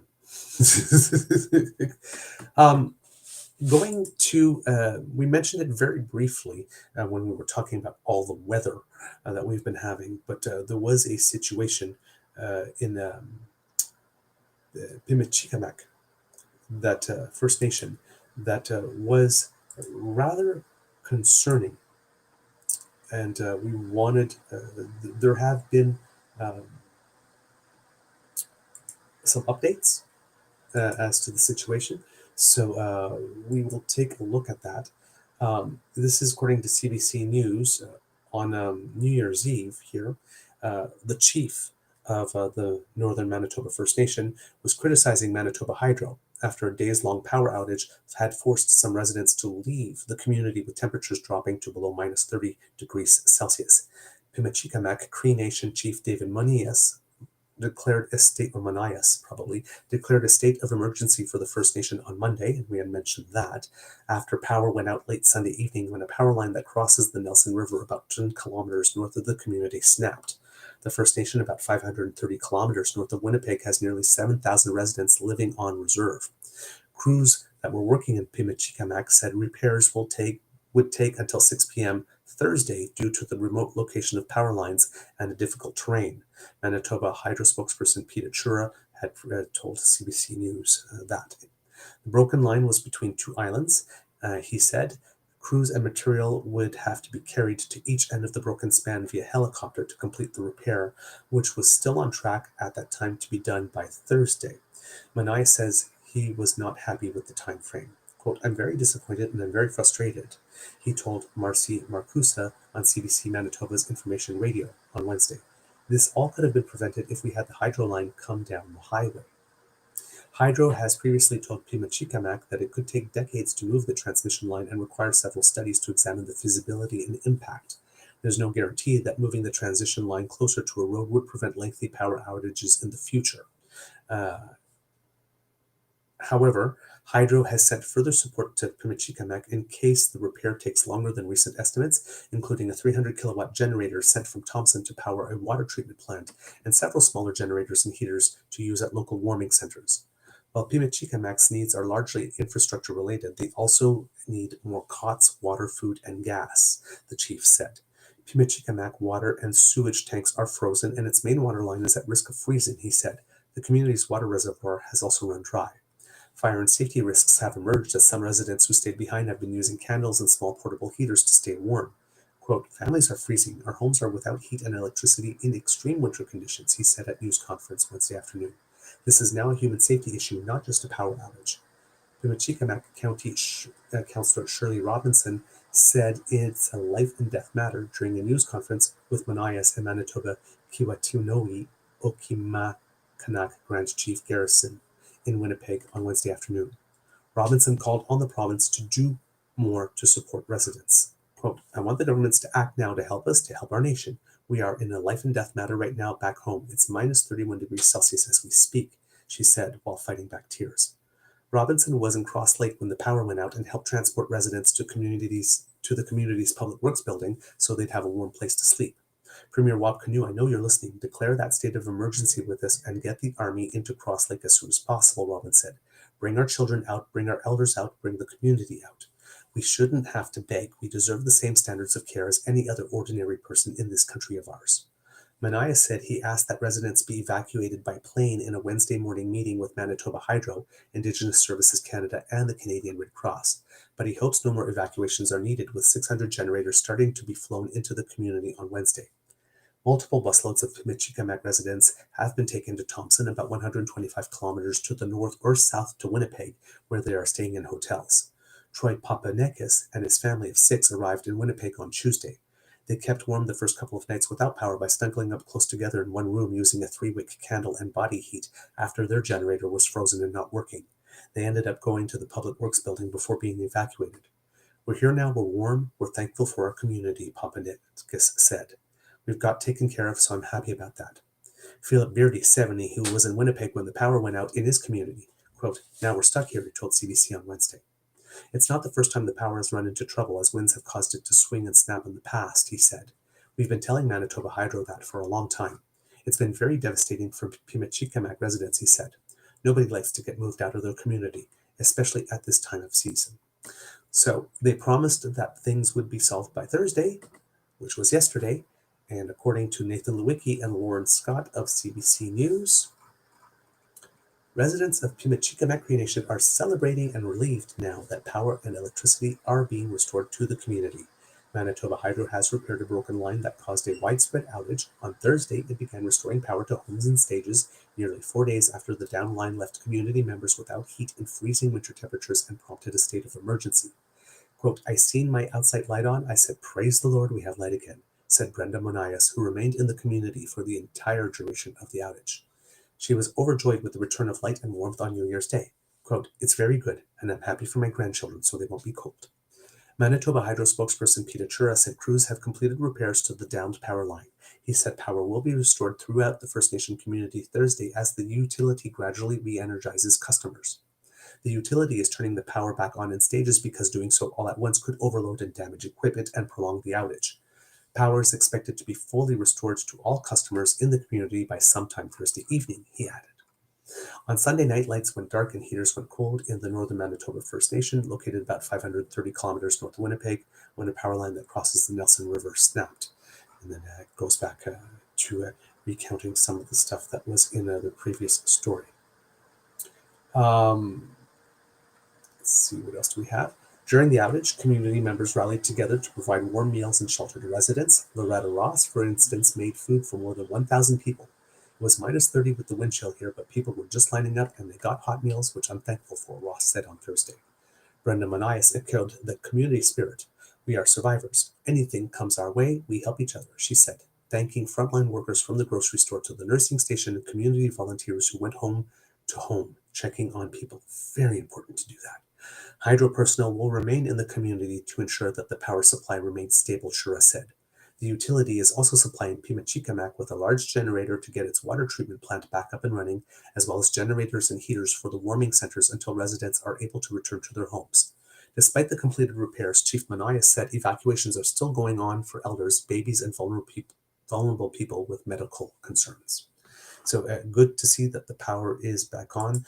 But yes, it's probably a good idea to maybe start considering a more permanent and a stable solution with regard to that power line. All right. What else do we have for you today, kids and cubs, in the news?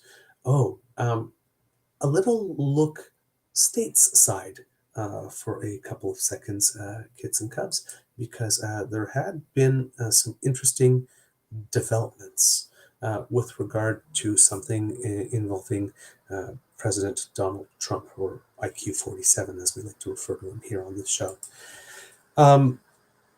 As you know, he was being investigated in his first term by special counsel Jack Smith, and basically all the investigation whatnot got blown up when he got when Trump got reelected, because there was going to be no way in hell that any Department of Justice that was under the authority of Donald Trump would actually allow these charges, any charges to go through or any court case to happen. But there's been a development. This is according to CNN. And let's give some credit. Hannah Rabinovich, Tierney Sneed, and Casey Gannon are the journalists involved here. The House Judiciary Committee on New Year's Eve released a transcript and video of its closed-door hearing with Jack Smith, the former special counsel, who led the two, and here they say, the two failed prosecutions of President Donald Trump. I do not like that verb in this because the prosecutions are not failed. Right? It wasn't a failure of Jack Smith or from shoddy work. It was two canceled prosecutions of President Donald Trump. That's precisely what happened, if we're using the precise verb. The deposition conducted earlier this month lasted more than 8 hours, during which Smith was grilled by lawmakers over the twin criminal investigations into Trump, one probing the mishandling and retention of classified documents, and a second inquiry into his role in attempting to overturn the 2020 election. Quote, "The decision to bring charges against President Trump was mine, but the basis for the 9 of those charges rests entirely with President Trump and his actions, as alleged in the 10 indictments returned by grand juries in 2 different districts," Smith told the committee. Republican lawmakers have lambasted the investigations as alleged weaponization of the justice system against the president and his allies, particularly criticizing Smith for subpoenaing the phone records of lawmakers who spoke with Trump about the election scheme. Giving testimony was a significant risk for Smith, as Trump has called for him to be prosecuted. CNN has reached out to Smith for comment. Here are the highlights of Smith's testimony. The GOP-led committee grilled Smith on his office's move to obtain toll records for members of Congress, meaning phone records showing whom lawmakers had called and the time of the calls. Toll records do not provide the content of the phone calls. Smith said that evidence was very important for showing Trump's alleged criminal intent in the election subversion case. Quote, having a record that is a hard record about a time and the timeline of that afternoon was particularly important because the violence had started. The president refused to stop it, Smith said. He endangered the life of his vice president, and then he's getting calls, and not calls from Democrats, not calls from people he doesn't know, but calls from people he trusts, calls from people he relies on, and still refuses to come to the aid of the people at the Capitol, he said. Asked about calls from lawmakers for, quote, accountability because their phone records were obtained, Smith said Trump was ultimately responsible for their records being subpoenaed. Quote, these records are people. In the case of Senators, Donald Trump directed his co-conspirators to call these people to further delay the proceedings. He chose to do that. Smith also faced sharp questions about whether his pursuit of lawmakers' toll records violated the Constitution's speech or debate clause, which shields legislators from certain law enforcement actions related to their legislative duties. Smith said his team consulted with Justice Department experts and that he was not aware of court precedents that would have prohibited those subpoenas.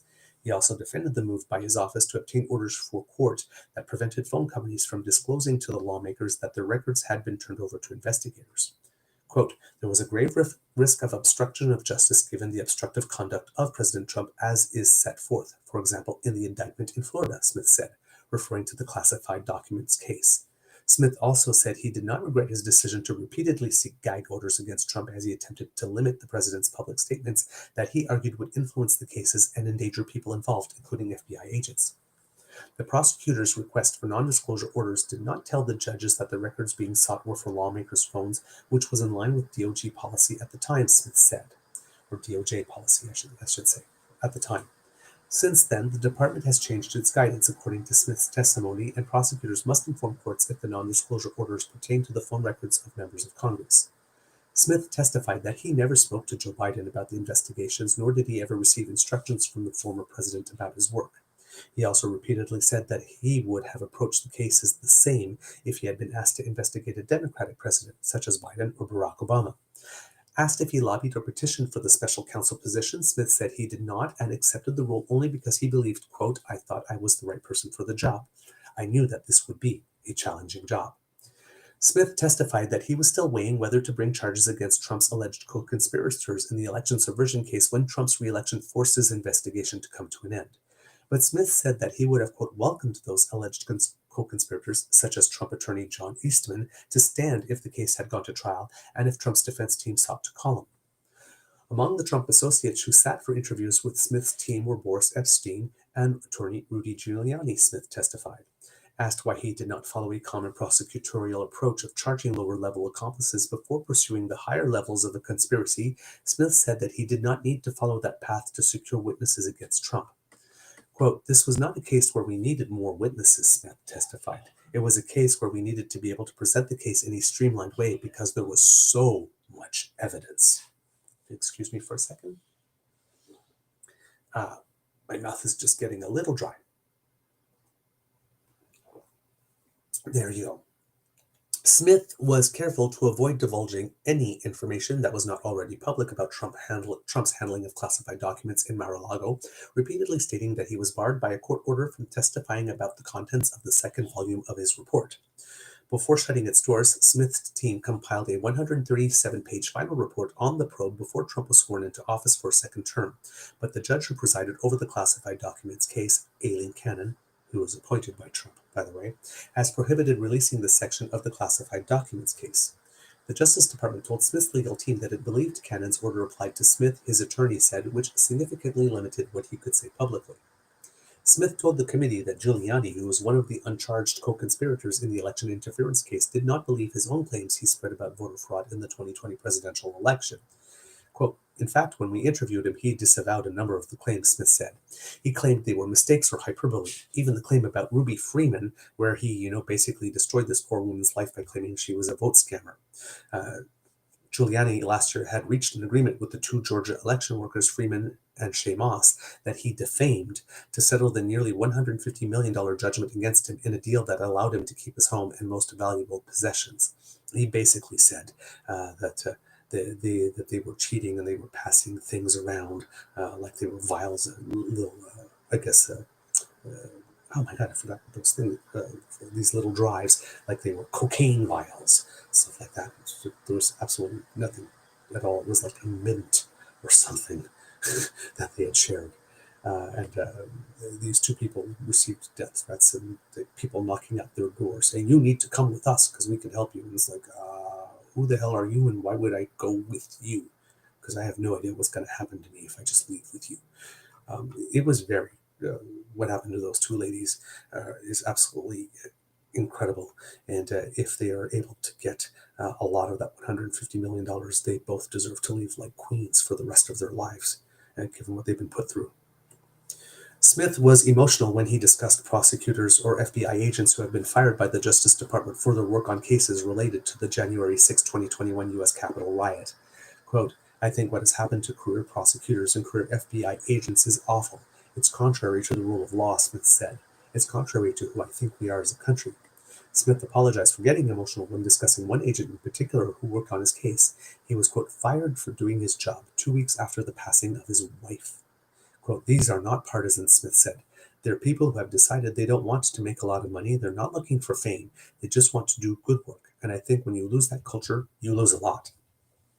Smith also stressed that he was still willing to testify in a public setting, a request that was denied by the committee chairman in favor of the closed-door meeting. He told lawmakers, that he was willing to appear voluntarily to defend his team's work, arguing that many of them had been, quote, "vilified for it." "They're not people who like to go in front of cameras and defend themselves," Smith said. But there have been mischaracterizations about my work." Asked if he was still willing to appear voluntarily for a public hearing, Smith replied, "Yes." So perhaps there will be more to come with regard to that. However, kids and cubs, if I am not mistaken, there is a little clip that I saw. Hopefully, it is here. That has Jack Smith stating something with regard to his belief about how involved Donald Trump was when it comes to this.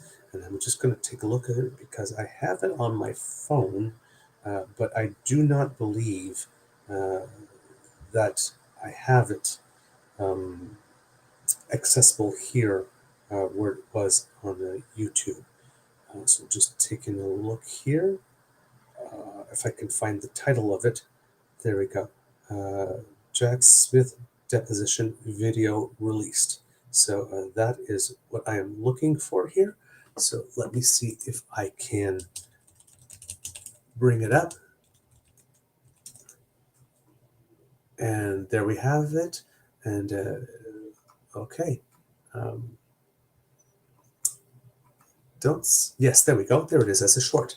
Okay, so let me bring that to you, kids and cubs, because this is something that you should probably be hearing from him, rather than me just telling you what it is that he said. But here we go. I'm going to share it. It's the framing is vertical. "The decision to bring charges against President Trump was mine. But the basis for those charges rests entirely with President Trump and his actions." The House Judiciary Committee released video of its closed-door 8-hour hearing with Jack Smith. Smith led 2 investigations and failed prosecutions of President Trump for his handling of classified documents and his role in attempting to overturn the 2020 election. So did you develop evidence that President Trump was responsible for the violence at the Capitol on January 6th? So our view of the evidence was that he caused it and that he exploited it. Trump has continued to say that he did not do anything wrong on January 6th. Smith vocally defended his investigations against accusations from Republican lawmakers that the previous administration weaponized the justice system against Trump. The evidence here made clear that President Trump was, by a large measure, the most culpable and most responsible person in this conspiracy. These crimes were committed for his benefit. The attack that happened at the Capitol, as part of this case, does not happen without him. I entirely disagree with any characterization that our work was in any way meant to hamper him in the presidential election. That's not who I am, and I think people who know me and my experience over 30 years would find that laughable. The decision to bring charge. So there you have that, kids and cubs, and some of the most compelling lines in there.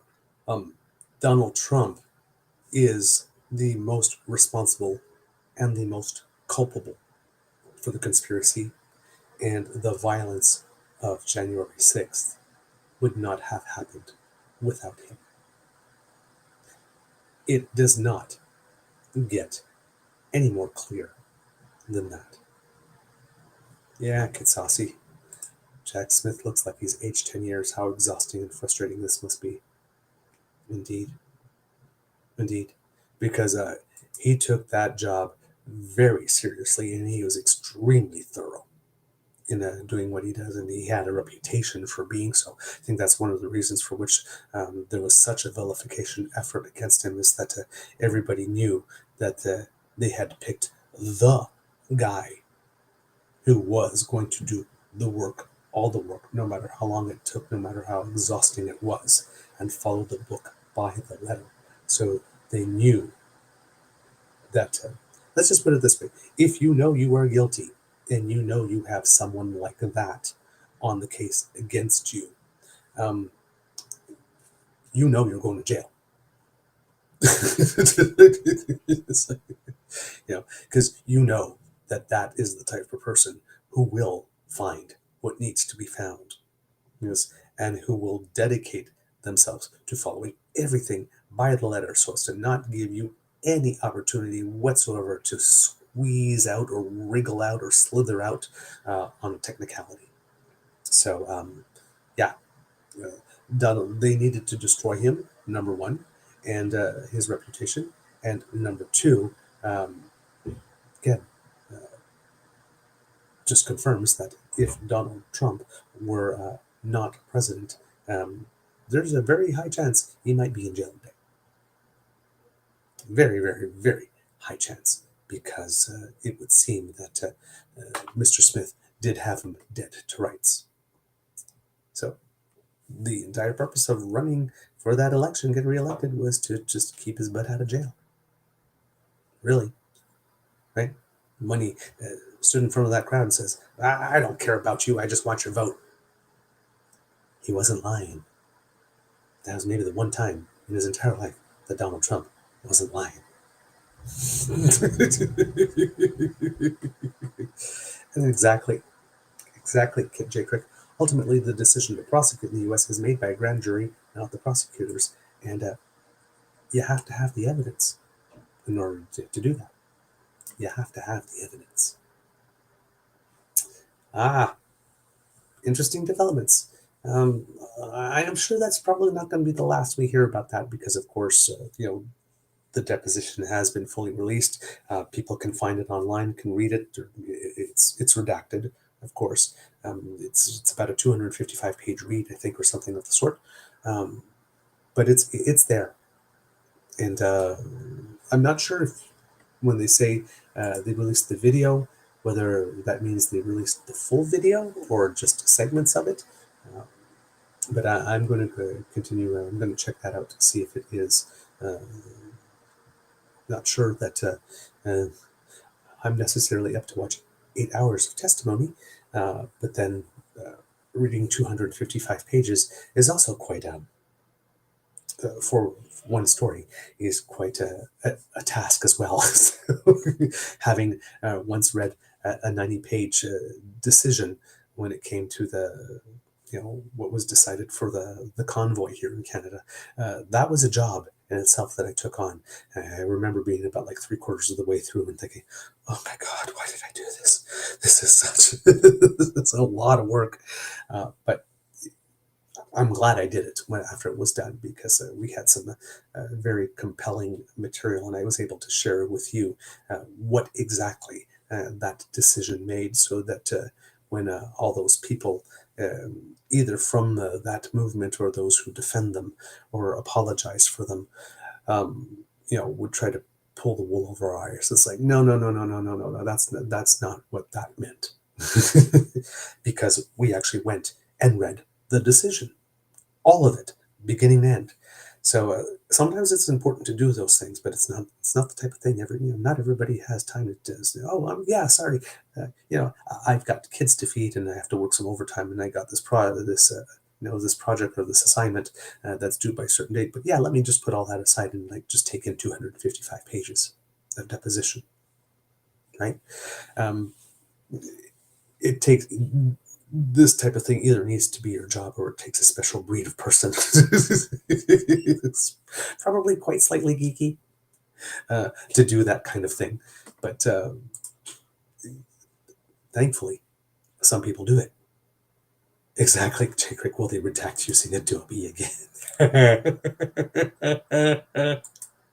Yeah, that was an oopsie.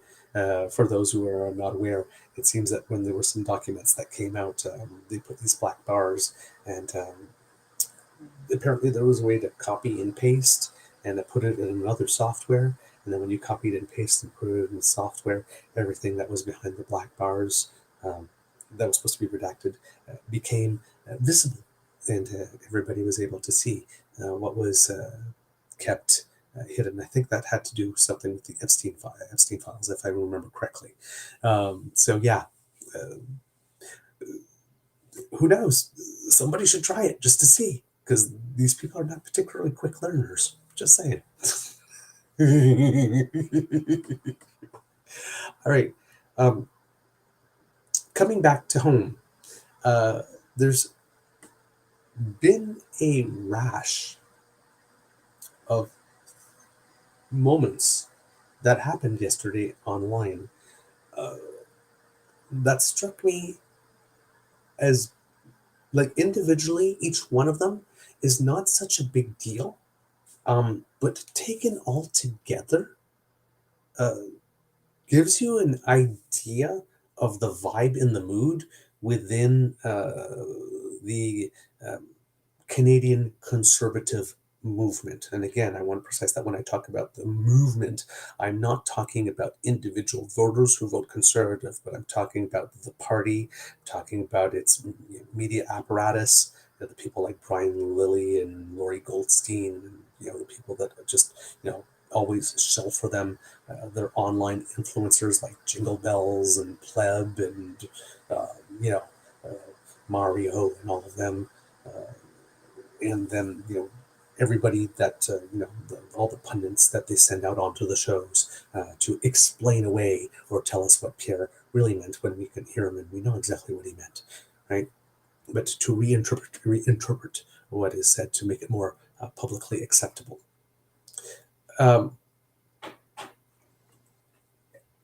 They have a message that they're trying to get out clearly, right? Mark Carney has failed at absolutely everything already. The ghost of Justin Trudeau is still waiting to come out and pop out from behind a tree or a rock in order to do something terrible to you, and making these grand statements for which there's not really much support.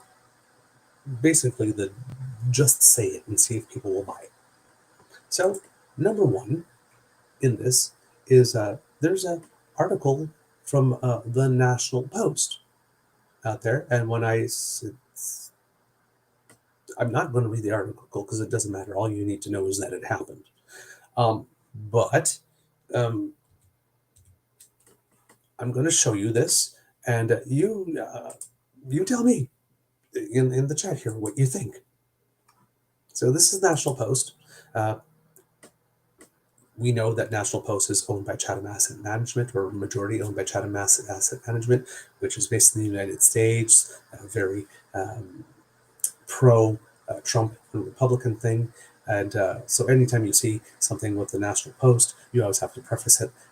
The people who love Donald Trump, who own the American-owned Chatham Asset Management, really, really, really want you to know and believe that, ...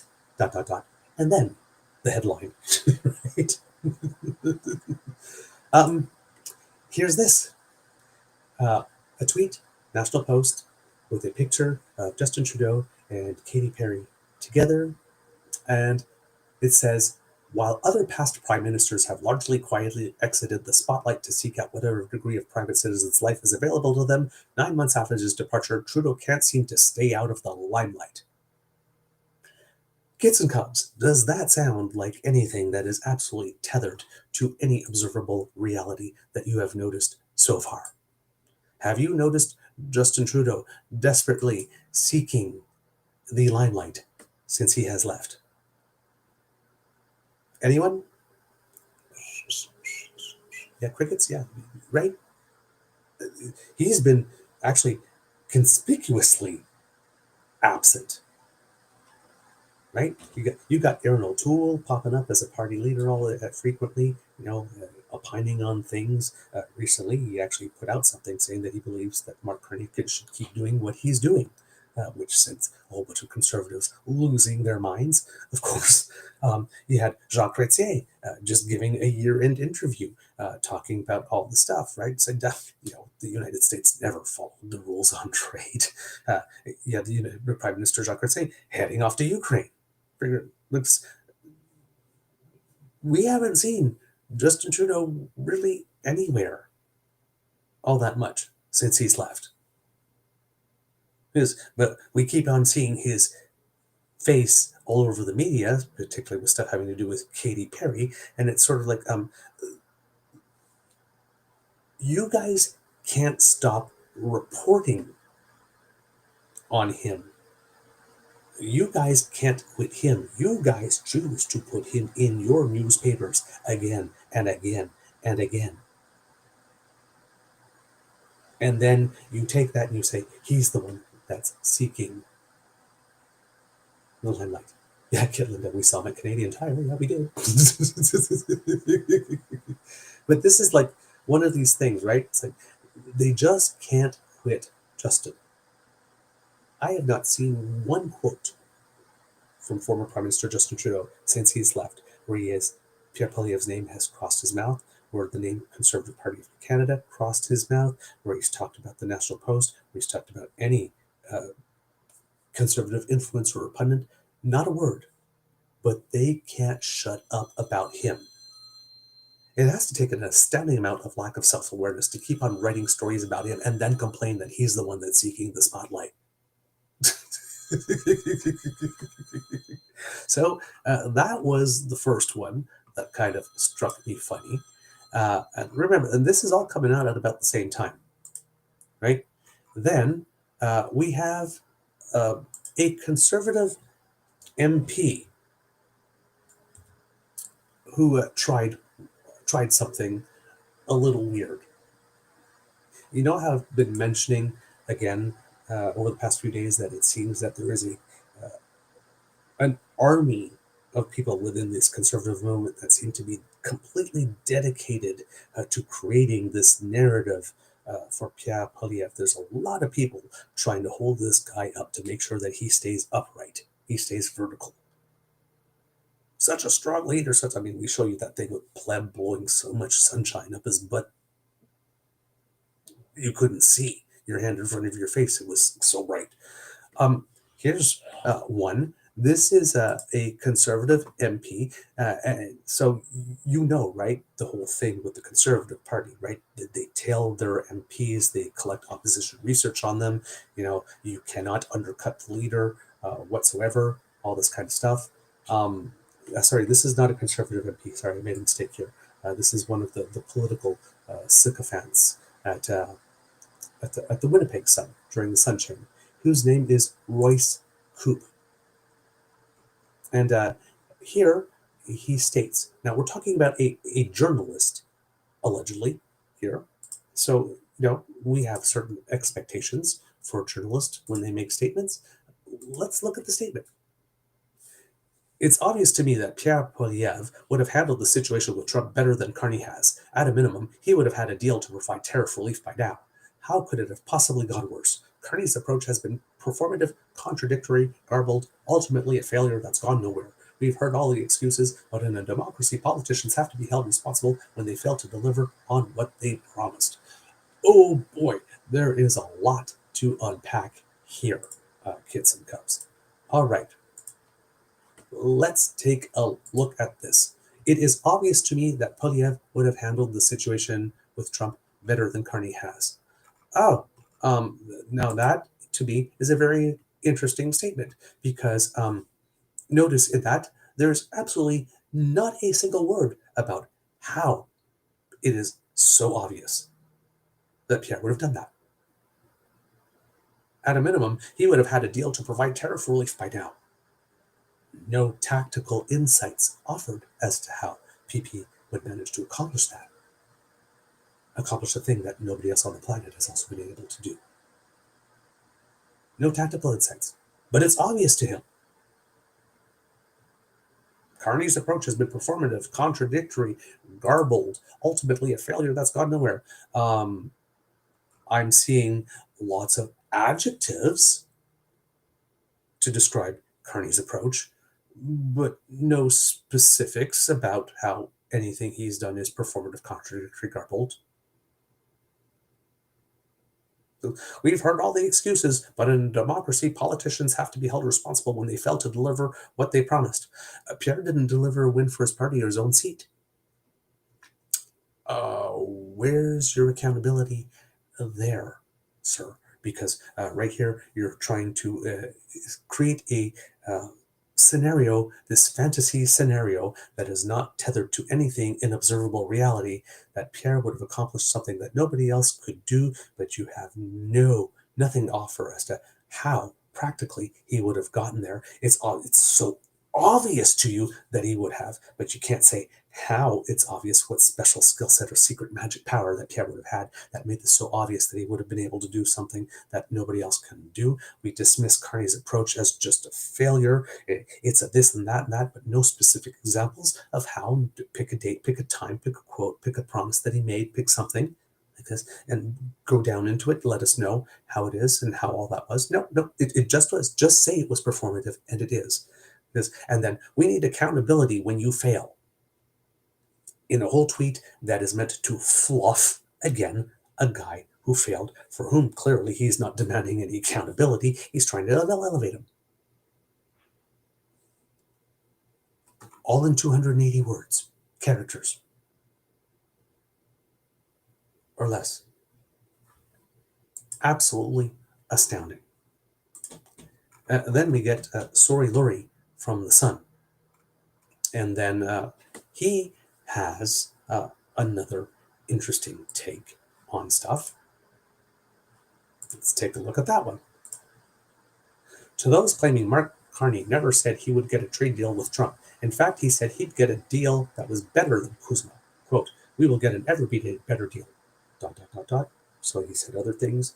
As we speak, our team is negotiating. This is not just words. We will get a deal. Well, gee, Lori, I guess you nailed him. You nailed him. You found that quote. Yep. Nailed him. Except that, again, they always only tell half the story. Mr. Lori never mentioned by when IQ47 said that he would have a better deal than Kuzma with us. The deal that he said was the best deal ever, but suddenly is not anymore. He never notes that IQ47 twice left the table, and he never questions why Mr. Art of the Deal can't manage to get a deal done with Canada, which again, probably one of the easiest nations on earth with which to get a deal.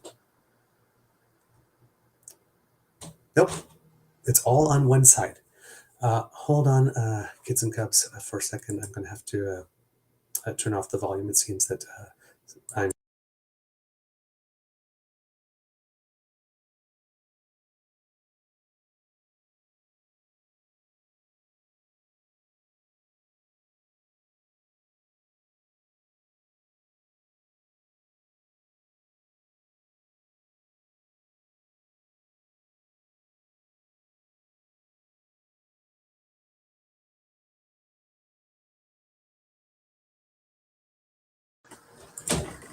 Apologies for that, kids and cubs. I'm so sorry.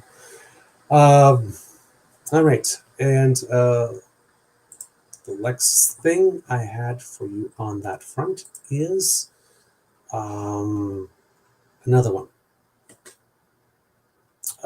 Again, another national post. They seem to be on a bent here with this, but here we go.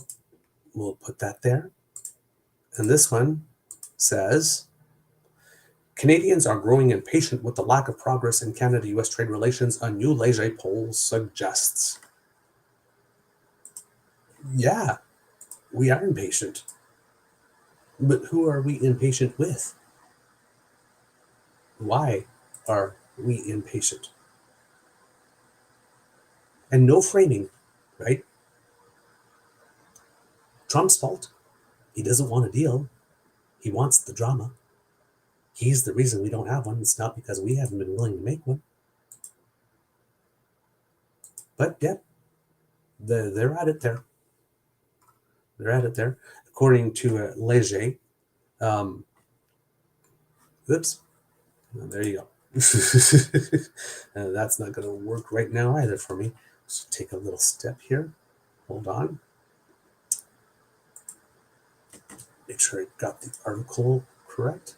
And nope, see, fortunately, not a lot of people seem to have taken the bait on that one, to want to read it, because it seems to be completely behind paywall with regard to the results of the poll. But it's just this constant drumbeat, just constant drumbeat. They can't quit Trudeau. Carney is a failure. They can't tell you why. They can't tell you how. Yes, but trust us, he is. Pierre would have solved this. They can't tell you why. They can't tell you how, but trust them, he would have. And people are getting impatient. That's all we get. Very similar to what I was pointing out in a previous episode about the question that both Mark Carney and Pierre Poilièvre got from Dawna Friesen with regard to affordability. And, the Prime Minister was able to speak for about 3 minutes on that answer. He was able to give some specifics and some details, talk about some strategy, talk about some tactics. And Pierre Poilièvre only able to talk about the issue for about 20 seconds before he veered off and started talking about immigration. That has nothing to do with affordability, really. While still claiming we have rampant immigration when all the data shows that population decreased by 0.2% last year.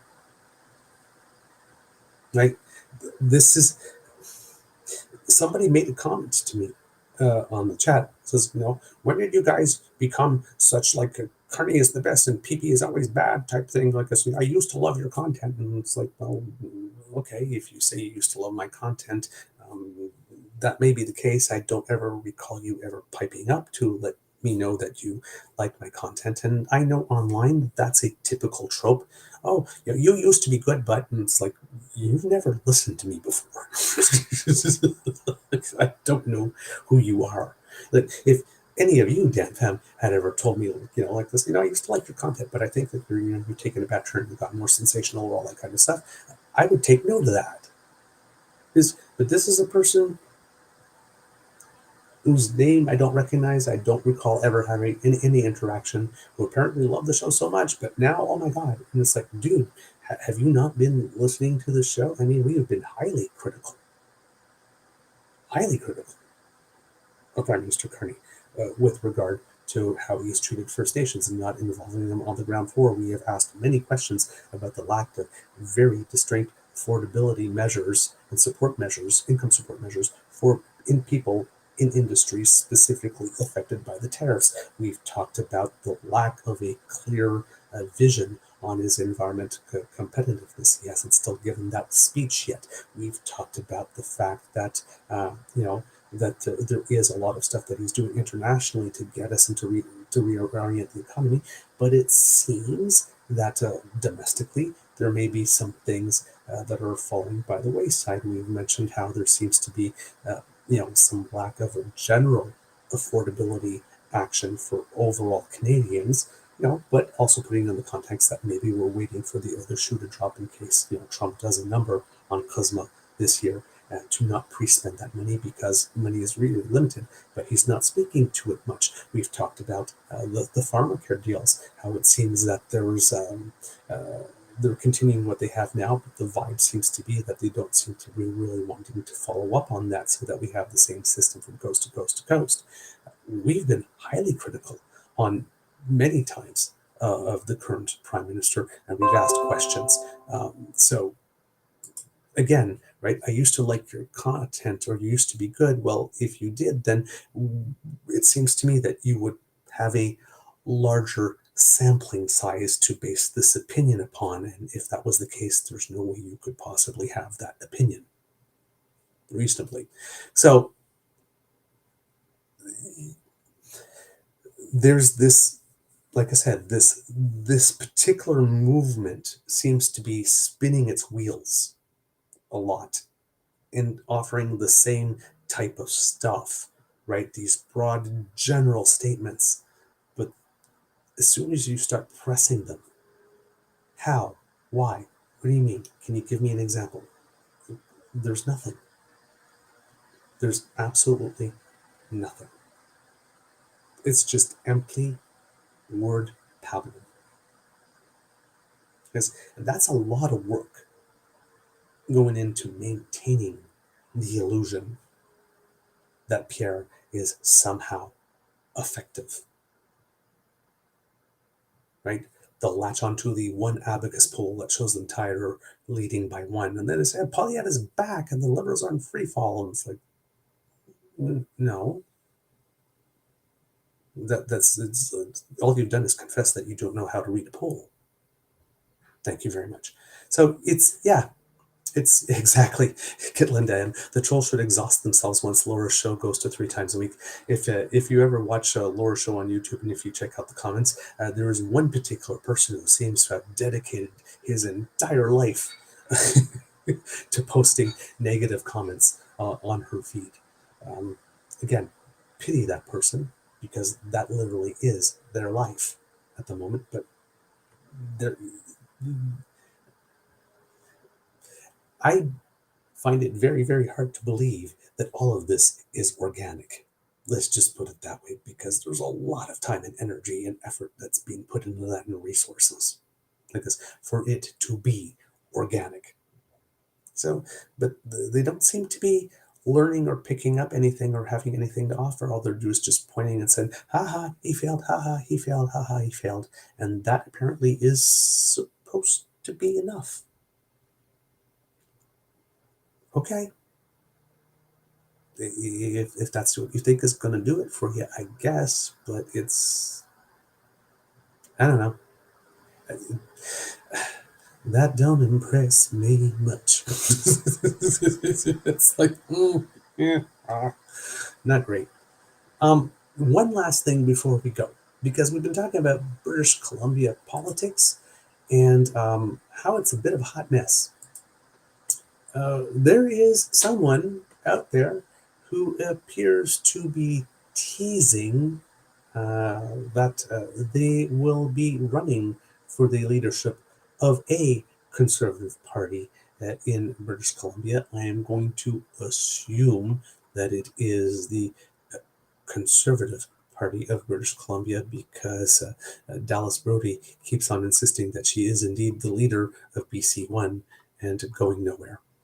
So, okay, that's fine. But this is a gentleman named Yuri Fulmer, who I'm guessing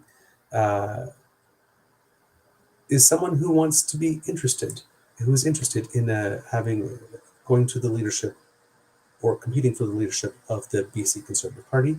Describes himself as an equity investor, venture capitalist, caring philanthropist, and engaged volunteer, a proud British Columbian. I cannot speak this morning.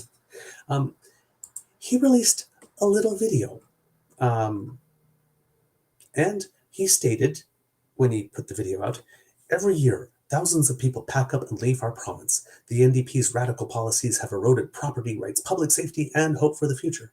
Again, no word as to how. Just say that it is and have people believe it. British Columbians deserve real leadership and a strong Conservative Party to defeat David Eby. Stay tuned. Okay. Every year, thousands of people pack up and leave our province. Yeah, but every year, thousands pack up and move to your province as well. The suggestion here appears to be that the claimed reality that the NDP's radical policies have eroded property rights, public safety, and hope for the future, with no proof offered, is the only reason people are leaving.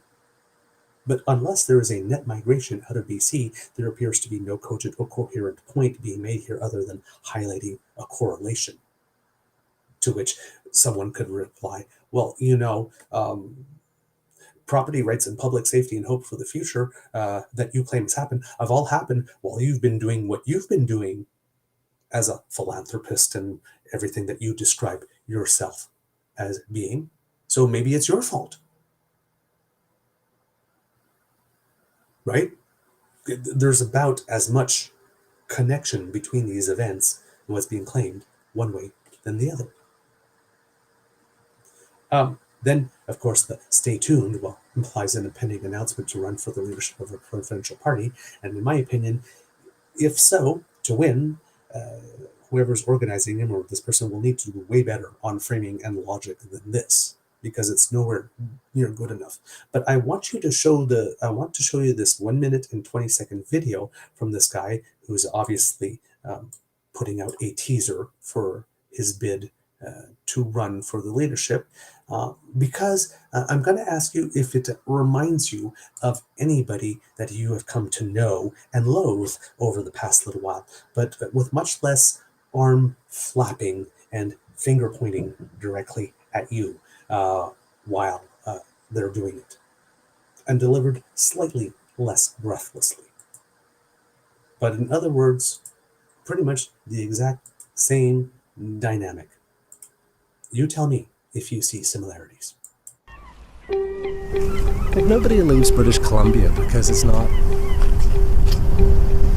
the most beautiful place on earth with the most incredible lifestyle in the world. This magnificent place. We're endowed with incredible geography. We're endowed with proximity to the rest of the world. We're endowed with incredible resources. This province should be able to give all of us the lifestyle we deserve if we work hard and do the right thing. But instead we've got 70,000 British Columbians living in here. They're usually our young, most capable folks because they just can't afford to live here. Government policy has got in the way of people being able to be British Columbian. And no British Columbian wants to leave this. Right? Nobody wants to leave. You leave because you have to. Because the opportunity's not here. Because the economy's not here. Because the social safety net's not here anymore. Because the promise that we made you, which is if you work hard and do the right things and lead a good life and build a family, that you'll be taken care of. None of those things are true for you anymore. So people are picking up and leaving. And we're going to be left with what we're left with, unfortunately.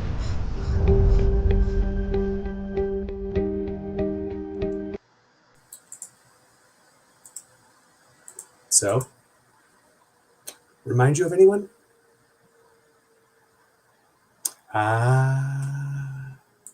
There you go. Is this Poilièvre 2.0? British Columbia is broken. Everybody's leaving. We don't have a social safety net. The government is getting in the way of you being able to be a British Columbian. Oh, the promise that if you work hard and play by the rules and pay your taxes and are a good person and raise a good family, you should be able to have the dream. We should have the least expensive housing because we have the most dirt. We should have. Again, nothing to substantiate the claims. Now, of course, it is indeed observably true that the cost of living in British Columbia, particularly for housing, is extremely expensive, and there are people leaving as a result of that. That is indeed true. But again, These bold statements, nothing substantially to back them up, talking about the world that we should be living in rather than the world that we are living in. And that the world that we should be living in, the gap between the world we are living in and the world that we should be in, is so large that it cannot be solved by just one person or one policy, and couldn't be caused by just one policy here and there. I don't know, man. I just think that you need to do more than that. You need to do more than that. But it would seem that the race is on. And again, yes, Kitlinda, what is it with them copying someone who keeps losing? I guess he's thinking that if he has the same message, but delivers it more calmly and is not as dickish about it, that maybe it will pass better, but it's still not there. It's still the same lie, packaged differently in a softer voice. But it's the same lie, and it's the same tactic. We'll see how this goes for Mr. Fulmer.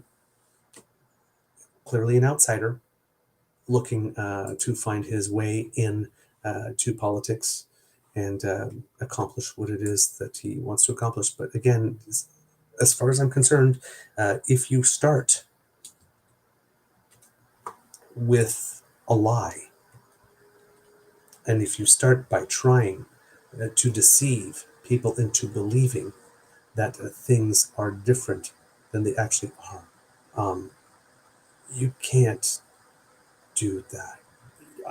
I mean, I guess you might be able to win the leadership of your party, but I don't understand how it is you think that that is going to bring you to the place you need to go to in terms of making a larger, a broader and wider appeal. Then we have, I guess, someone who was one of the spokespeople for the Conservative Party of Canada. I think he may have moved on post-election, but this is Sebastian Skanski, who often shows up as a pundit on the news. She's talking like this, and the person right next to him is giggling and shaking her head. He often provokes these types of giggles with his statements, but he's still stuck on the "who cares" comment. 2025 has been a pretty miserable year for Canadians. Who cares? Who cares about mass unemployment? Who cares about the high cost of groceries? Who cares about rampant crime? Who cares about out of control immigration? It's not out of control, buddy. You need to update your talking points. In his own words, Mark Carney certainly doesn't. And of course, we all know that when Mark Carney said, "Who cares?" They're talking about, like, who cares about the daily drama every day? Talks me to Trump called. Did Trump call? Did he return your calls? Do you like your calls? Does he like you? Are you still friends? Blah, blah, blah. It's just the stuff, right? But again, this guy, right? This is weakness. Clear weakness from a party that knows that it is feeling a crap product and that the product won't get better. This is what marinating in one's own mediocrity and then giving up looks like. Mr. Skanski, 25 may have been a miserable year for the Conservative Party of Canada, but clearly not for Canadians who dodged a bullet by not electing your guy. Just saying. Right? Another one is Michael Barrett. He's an MP, and he loves to pretend, I guess, that he's a lawyer. I actually thought that he was a lawyer based on all the way that he comments, because he's always accusing people of committing crimes. But turns out he's not. His background is in human resources management, apparently, or something of the like. Well, he had a tweet where he posted something of himself in the House of stating, Canadians need to know that every decision the Prime Minister makes is in the national interest and not in his own financial interest. Yesterday at committee and blah, blah, blah, blah, Brookfield. So in his tweet, he writes, when Brookfield makes money, so does Prime Minister Mark Carney. His so-called ethics screen doesn't even cover 1,900 Brookfield companies he can profit from. Canadians deserve a PM focused on the national interest, not his own bottom line. And again, I'm reading this and I am thinking to myself, Mr. Barrett actually has no way of knowing this, unless whomever is managing the Prime Minister's Blind Trust has been leaking information to Mr. Barrett. To actually state, when Brookfield makes money, so does Prime Minister Mark Carney. When this guy has, and that Mark Carney is essentially serving his own personal interest rather than the national interest, that's a very bold and inherently dishonest and duplicitous and potentially illegal statement to make publicly and state it as a fact. I repeat, Mr. Barrett has absolutely no way of knowing what Mark Carney owns. But he's talking and speaking as a fact, like he does, and is making the claim that Mark Carney is basically skewing things to make himself richer personally and making Brookfield richer personally. These are highly irresponsible statements. And this is made on X. So it is actionable if somebody wanted to do that. There's no proof offered. Just say it, and we'll take care of the rest. It's all very Trump. Yes, Carney should sue. Carney should sue. All right, kids and cubs, that's all I got for you today. That's the end of this episode of the Daily Beaver Morning Show. We hope that you love listening to us because we love making this for you. Remember, sharing is caring and word of mouth is priceless. So please tell your peeps and poops all about us. We really love it when you do. Now, kids and cubs, if you would like us to help you, we have our pod page available to you. podpage.com/TheTrueNorthAcreBeaver with a hyphen between each one of the words. And I'm going to switch it up because since we don't have the podcast thing set up, I won't say pop this into your ears because there's nothing to go there to pop in your ears that's more recent unless you want to listen to our back catalog. But our videos are there as well. But if you want to have easy access to the whole list of everything that we do, because the videos are there as well, and you can either go to our YouTube page, but Podpage is another resource for that. And hopefully soon enough I will be able to keep on saying that you can go there to get the audio versions of our shows, which I'm hoping to be able to work on hopefully in January. I would really love to be able to live in a reality where I can learn all of this and start working on this before January ends. So fingers crossed on that, because we really need to get that fixed. All right. In other ways that you can help us, kids and cubs, is by going to the True North Acre Beaver Media Incorporated YouTube page. Boom. Like that. And we have some buttons for you, like, share, and subscribe, that you can click on. Please do. It really helps us with the algorithm, helps us be better known. What we do gets more visibility. For the first time ever, I saw in some sidebars on YouTube and in suggestions content for us. Look at this short or look at this episode, and it was there. So if I'm starting to see it, sometimes when I'm on, clearly it is working, because I had never seen it until recently. Other people had told me that they had, but I had never seen one. And, I check out our page a lot, actually, because I'm managing it and stuff, right? So it is working. What you are doing is working. It is making us more prominent. So if you want to help spread the beaver, but we would really appreciate that. And thank you so much. It makes us so happy when we see that the word is getting out. Kids and cubs, we also incur some financial costs to bring this show to you. So if you would like to help us with that, we would be very grateful. And you can do that by going to our coffee page. That's ko-fi.com/eagerbeaver, all one word, where you can do your bit to make sure that your favorite beaver remains nice and moist for the new year. Yes, let's start the new year off nice and moist. Because a moist beaver is a happy beaver, and I really like being a happy beaver. So a couple of toonies and loonies in our tip jar goes directly into this cup and keeps me very happy. There we go. Thank you, Kids and Cubs, for everything that you are able to contribute. Remember, we also have membership in the on our YouTube page and super chat if you would like to donate that way. Every penny, every nickel helps. So there's no donation too small, and we are grateful for absolutely everything that you send our way. Thank you. And if you're doing the Buy Canadian thing, truenortheagerbeaver@gmail.com allows you to do a direct bank-to-bank transfer that doesn't give a share of your donation to the US CE Tech Bros. In fact, that share comes to us, so your beaver buck goes further and you get more show for your donation. So we thank you so much for all the ways that you are able to help us. And if you're not able to contribute financially because times are tight, and we understand that, we still want you to contribute by letting us know what you think about the show, giving us some story suggestions, sending us some articles you think we must be aware of, or some guest suggestions, or by going to the posts section on our YouTube page and responding to the questions for our polls to prepare our year-end shows. We would love to get your opinion on that. And hopefully, I'm going to try to find more ways to have more interactive elements like that over the course of this year, so that I can get more of your thoughts into the show. So, if there's anything that we've spoken about today on which you have a strong opinion, write us a short little letter and share your opinion.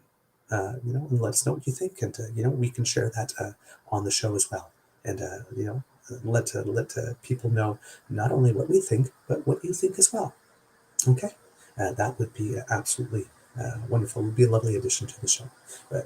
And again, of course, kids who cook, if you're cooking anything, and if you just have some good news, some good stuff that happened to you, so that we can celebrate in your joy as well, because you share in our joy a lot, and we would like to be able to return the favor when good things happen to you. We like to cheer for you and root for you as well, and celebrate you. So please let us know.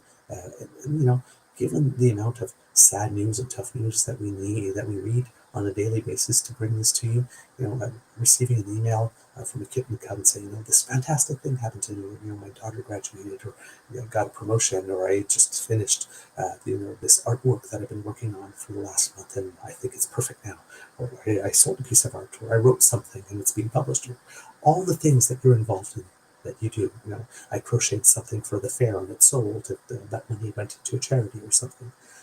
We want to know that stuff, right? It helps brighten our day, because sometimes our days can get a little heavy. So send us some good news now and then, just to brighten us up, so that we can say, hey, that's awesome, good on you. Everything is welcome, kids and cubs. We just like hearing from you. That's all. And if you want to reach us on our socials, we have at True Eager at the Blue Sky Beaver Lodge, also on Jitter, True North Eager Beaver on Facebook, which is our original home. Of course, we have Kit Uncover helping us with our Instagram there. Thank you very much. We also have here our YouTube channel right down here in the comment section. You can let us know what you think. And there's the Damn Fat Discord when you want to keep the conversation going after the show. All of these ways to communicate with us, and we are so happy, and communicate with each other, of course, too, which makes us very happy. So thank you, kids and cubs, for all you do to make this community vibrant and a wonderful place to be and to return to every morning, at least 5 days a week anyway.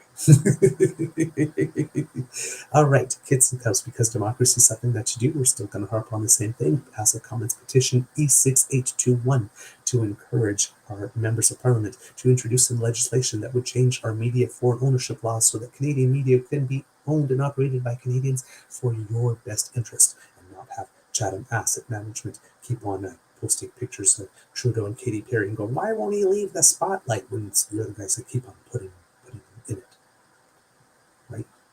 He does. Listen, if Trudeau is seeking the spotlight, he's seeking the spotlight in Teen Beat magazine now, right? Standing next to Katy Perry. He doesn't need to be the subject of your article in the National Post anymore. He's living his best life. Then just get over it. Just get over it. He's happy. I know that makes you unhappy, that he is happy, but he's happy, and it's probably not going to change. So you might as well fight another battle. Because otherwise you're just condemning yourself to miserableism, and life's too short for that. People who hate watch us, because the truth stuff, like, be kind and gentle to yourselves too. Like, our wish is also for you. Because go out and get yourself some happy. This is not a life. It's just not. The world is a bright, beautiful place. There's with lots of interesting people and interesting things to do and things to taste and music to listen to and people to talk to. Just go out and live life, man. Go out and live life. Life can be so much richer than what it is, the small little prison that you are confining yourselves to, of being angry and outraged all the time. Life is not supposed to be that hard or miserable. Life is hard, but it's not supposed to be that hard. So, just make a New Year's resolution. Just go out and enjoy life for 2026 instead of, marinating in miserableism. It's not worth it. It's just not worth it. You will not look back on this time 20 years from now and say, you know what, I should have posted one more shit post. That would have made that. You will never say that. So go out and make happy memories. All right? Okay. Kids and Cubs, remember tonight, I believe it is 8:30, quarterfinal match, Canada and Slovakia at the World Juniors. So there'll be some stuff to watch. I'll double check on the time when I ask you to tell me to cue the clock, which is what I'm going to do right now.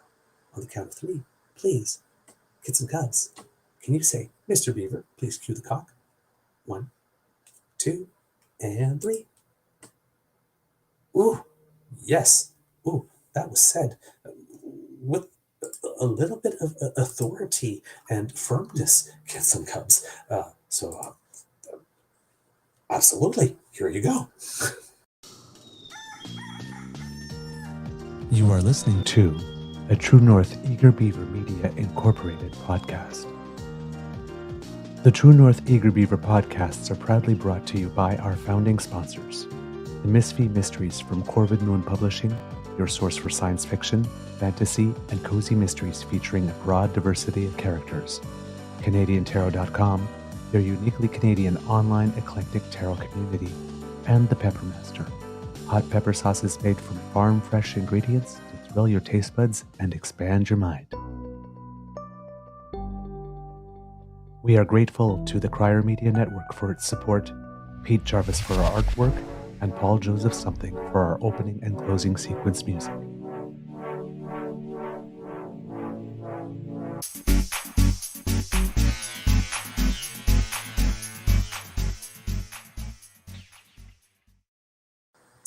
All right, Kids and Cubs, I did remember that correctly.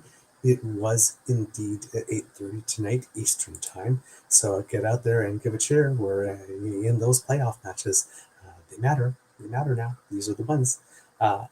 One little bit of news, Canada and Kids and Cubs, damn fam, about Canadians who make us proud.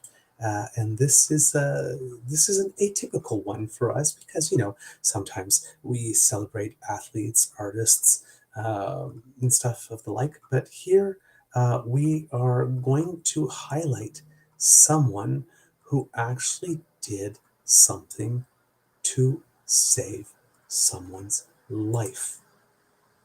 So how about that? That's a switch. It seems that there was someone who was having a lovely night at a restaurant, and things took a turn, according to Alana Kelly. A man from Powell River, BC is thankful to be alive after a stranger helped him while he was choking at a restaurant during a visit to Whistler. Dan and Kathy Sikavish were celebrating their 40th wedding anniversary at the Keg on November 16th when the incident took place. After being married for 4 decades, Kathy knew right away when the meal took a turn and Dan was in trouble. I could see looking across from him that something wasn't right, she said. Dan was choking on a piece of steak.